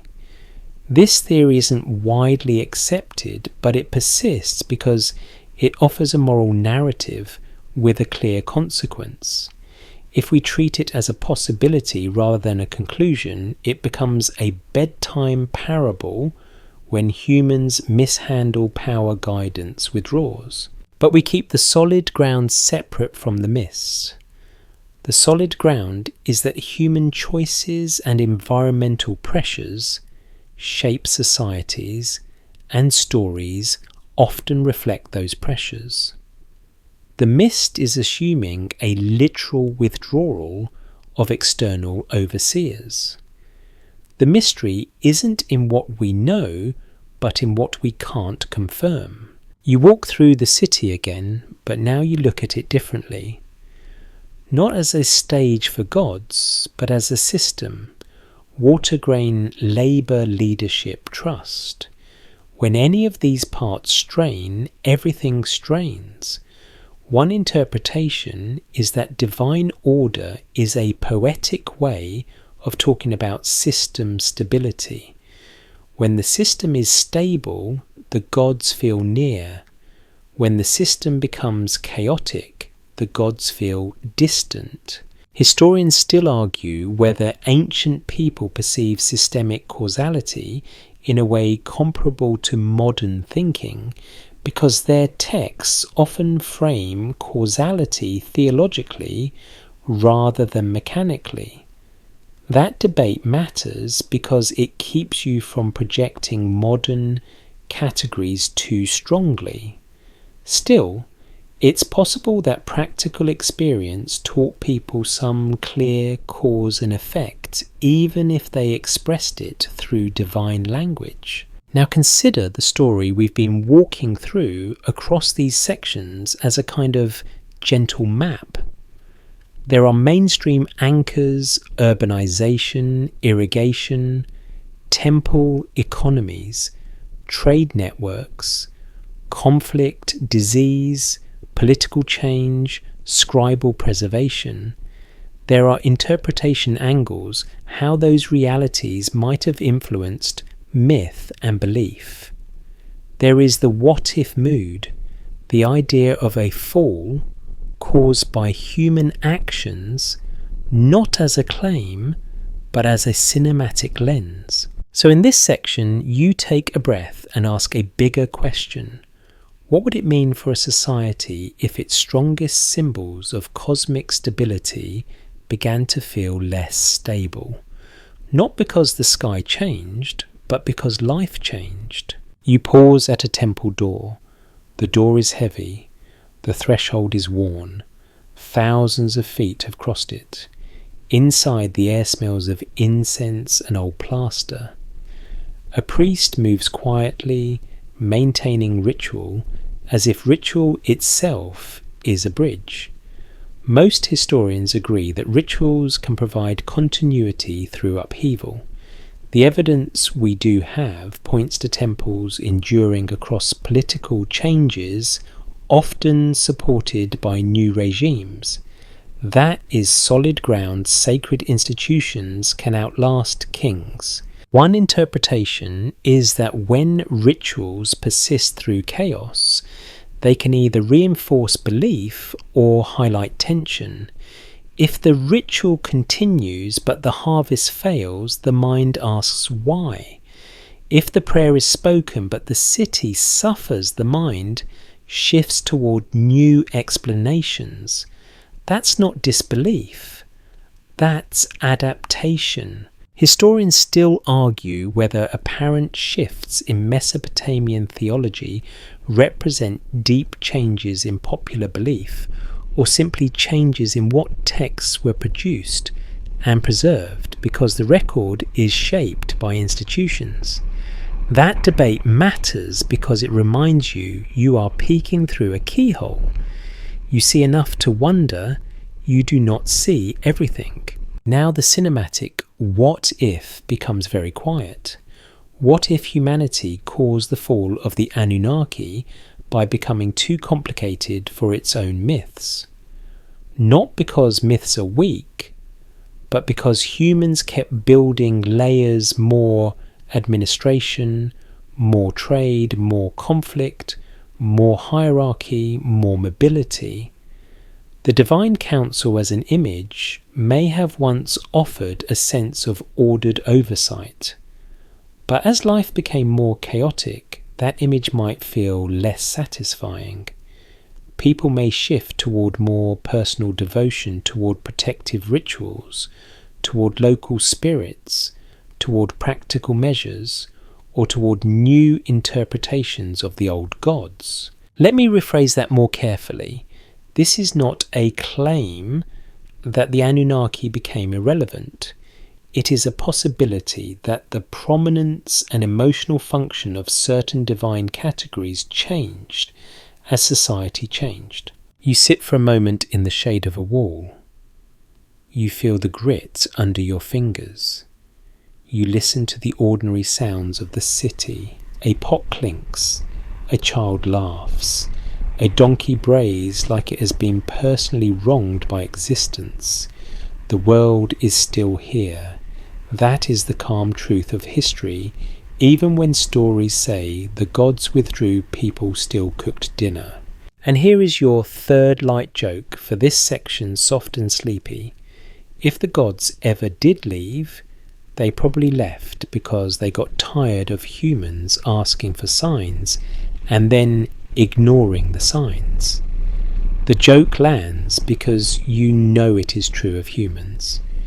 We ask the universe for clarity and then we scroll past it. In the end, the safest and most interesting place to stand is not in certainty, but in layered honesty. Documented history gives you the bones, interpretation gives you the connective tissue, imagination gives you the breath. Together they let you walk through a question without forcing it to be answered like a math problem. So this section leaves you with a gentle conclusion that is not an ending. The fall, if it exists, may be less about gods and more about the human experience of losing coherence.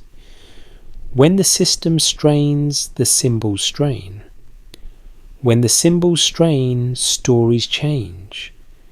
And when stories change, the past can look like it contains a departure, even if what really happened was a transformation in how humans understood their own world. Historians still argue whether the best way to describe Mesopotamian historical transitions is decline-collapse or reconfiguration, because continuity persists even in disruption. That debate is your bedtime reassurance. Things change shape. People keep living. Meaning keeps being made.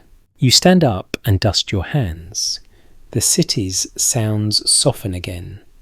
The fan hum fills your room like a gentle tide, and you hold your last clue before the final stretch.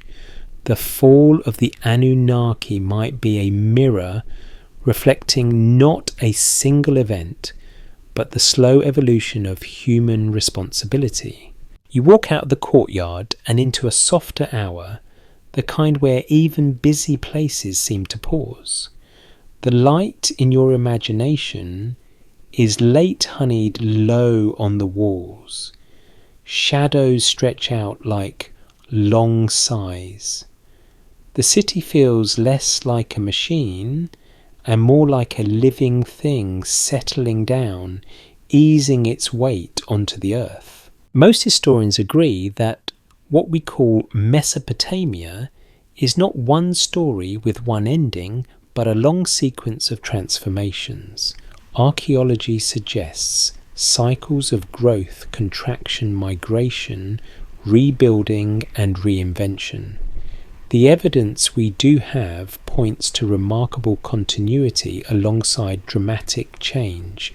Cities move languages, shift, rulers rise and fall, temples endure, and daily life persists in stubborn, ordinary ways. That is the documented anchor you can rest on tonight. The past does not vanish, it rearranges. Now, one interpretation is that when later readers talk about the fall of a divine group like the Anunnaki, they may be describing a change in emphasis rather than a disappearance. A careful reading might suggest that divine categories and names can become more or less central depending on period, region, genre, and institutional priorities. What feels like a fall could be a fade in prominence, a shift in how a term is used, or a transformation in what people need the divine to represent. That is interpretation, not certainty, and it keeps us honest. Historians still argue whether the strongest driver behind Mesopotamia's major turning points was climate stress, political upheaval, economic reorganization, or cultural blending, because the evidence is patchy and multiple causes can overlap. That debate is not a failure. It is a sign that the past is real. Real things are complicated. So where does that leave your bedtime question? What if humanity caused the fall of the Anunnaki? If we keep the solid ground separate from the mist, the solid ground is clear. Humans built systems. Humans strained systems. Humans adapted. Humans told stories about those systems in the language of gods. The mist is the thrilling idea of literal beings departing because of human actions. That theory isn't widely accepted, but it can still live here as calm imagination held, gently not preached. A fringe idea proposes that the Anunnaki represent literal visitors who withdrew when humans became too disruptive, too resource-hungry, or too conflict-driven. This theory isn't widely accepted, but if we treat it as a possibility rather than a conclusion, it becomes a parable with a soft edge. Guidance is fragile, order is fragile, and when you misuse what you're given, you can lose it. Let me rephrase that more carefully. We are not claiming that any external beings actually ruled Mesopotamia. We are using the idea as a cinematic lens to look at human responsibility. The evidence we do have does not confirm literal Anunnaki rulers. What's broadly accepted is the human story, the rise of cities and institutions, and the reality of stress and change. Now, in that human story, there is a thread that feels especially bedtime worthy. Humans kept reaching outward. More canals, more trade, more administration, more warfare, more density, more complexity.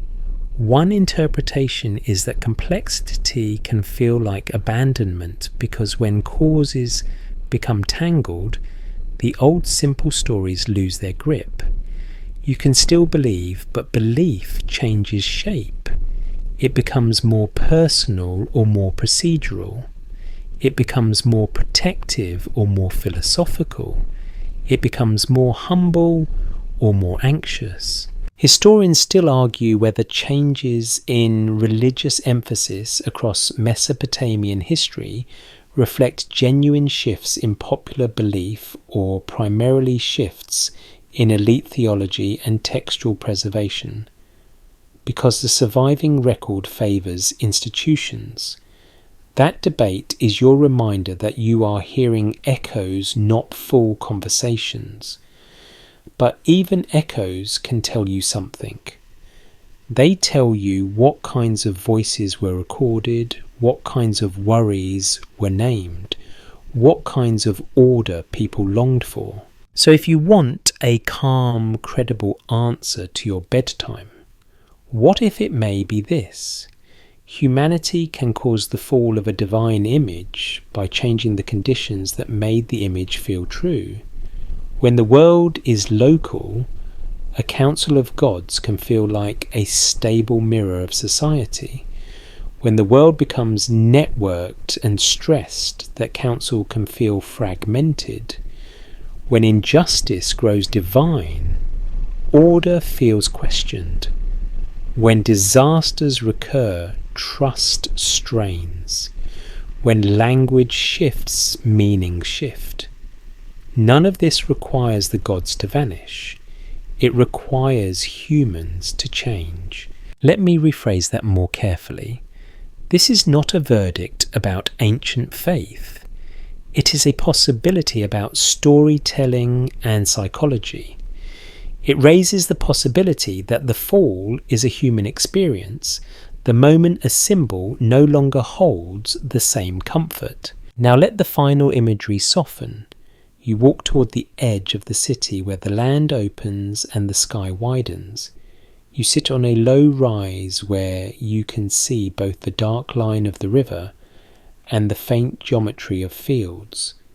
The air is cooler. You listen. There is always a sound even in stillness. A distant call. A breeze. A tiny insect somewhere doing its best. You think of all the hands that shape this landscape.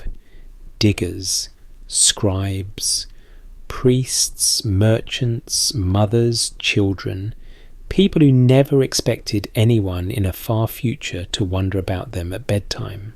And you allow yourself one last gentle joke because your brain likes a soft landing. If the gods ever did hold meetings about humans, you can imagine the minutes reading Agenda Item 1, humans built another canal. Agenda Item 2, humans argued about it. Agenda Item 3, humans blamed us. And you smile because it is silly and because it is also quietly true. Humans are brilliant and humans are dramatic. We invent solutions, then we invent arguments about the solutions, then we invent stories to explain the arguments. Now we begin the wind down slow and easy, letting the words stretch out like a blanket being pulled gently over your shoulders. You are not required to solve this puzzle tonight. You can let it remain a puzzle because puzzles can be restful when you stop trying to force them to become answers. The evidence we do have points to human cities rising and changing under pressure. The stories we have suggest people searched for meaning in divine language, and the space between those two things is where imagination lives, calm and careful, like a lantern in mist. So you picture the Anunnaki not as a headline, not as a certainty, but as a symbol that can carry different weight depending on how you hold it. A symbol of order, a symbol of authority, a symbol of the unknown, a symbol of the way humans look up at a sky that does not explain itself, and you consider the quiet possibility that the fall is not a crash at all, but a gentle fading like footprints in sand after the wind has passed. The city in your imagination grows quieter. Lamps dim, doors close. A final pot is set down. A final whisper of prayer rises and dissolves into the air, not because it is answered, but because it is offered. And in your own room you feel the steady hum of the fan, the softness of your pillow, the simple fact that you are safe here listening to old questions from far away. Historians still argue whether the past is best understood through grand narratives or through countless small daily choices, and maybe the truest answer is that it is both. A river changes course and people respond. A ruler rises and people adapt. A story is told and people carry it forward, changing it slightly each time, like a lullaby sung in different voices. You let your breathing slow. You let your shoulders drop. You let the last image be simple and kind. A wide night sky over a river plain. Calm water moving steadily, fields resting. A city settling into sleep, and the human mind doing what it has always done, making meaning gently without needing to be certain.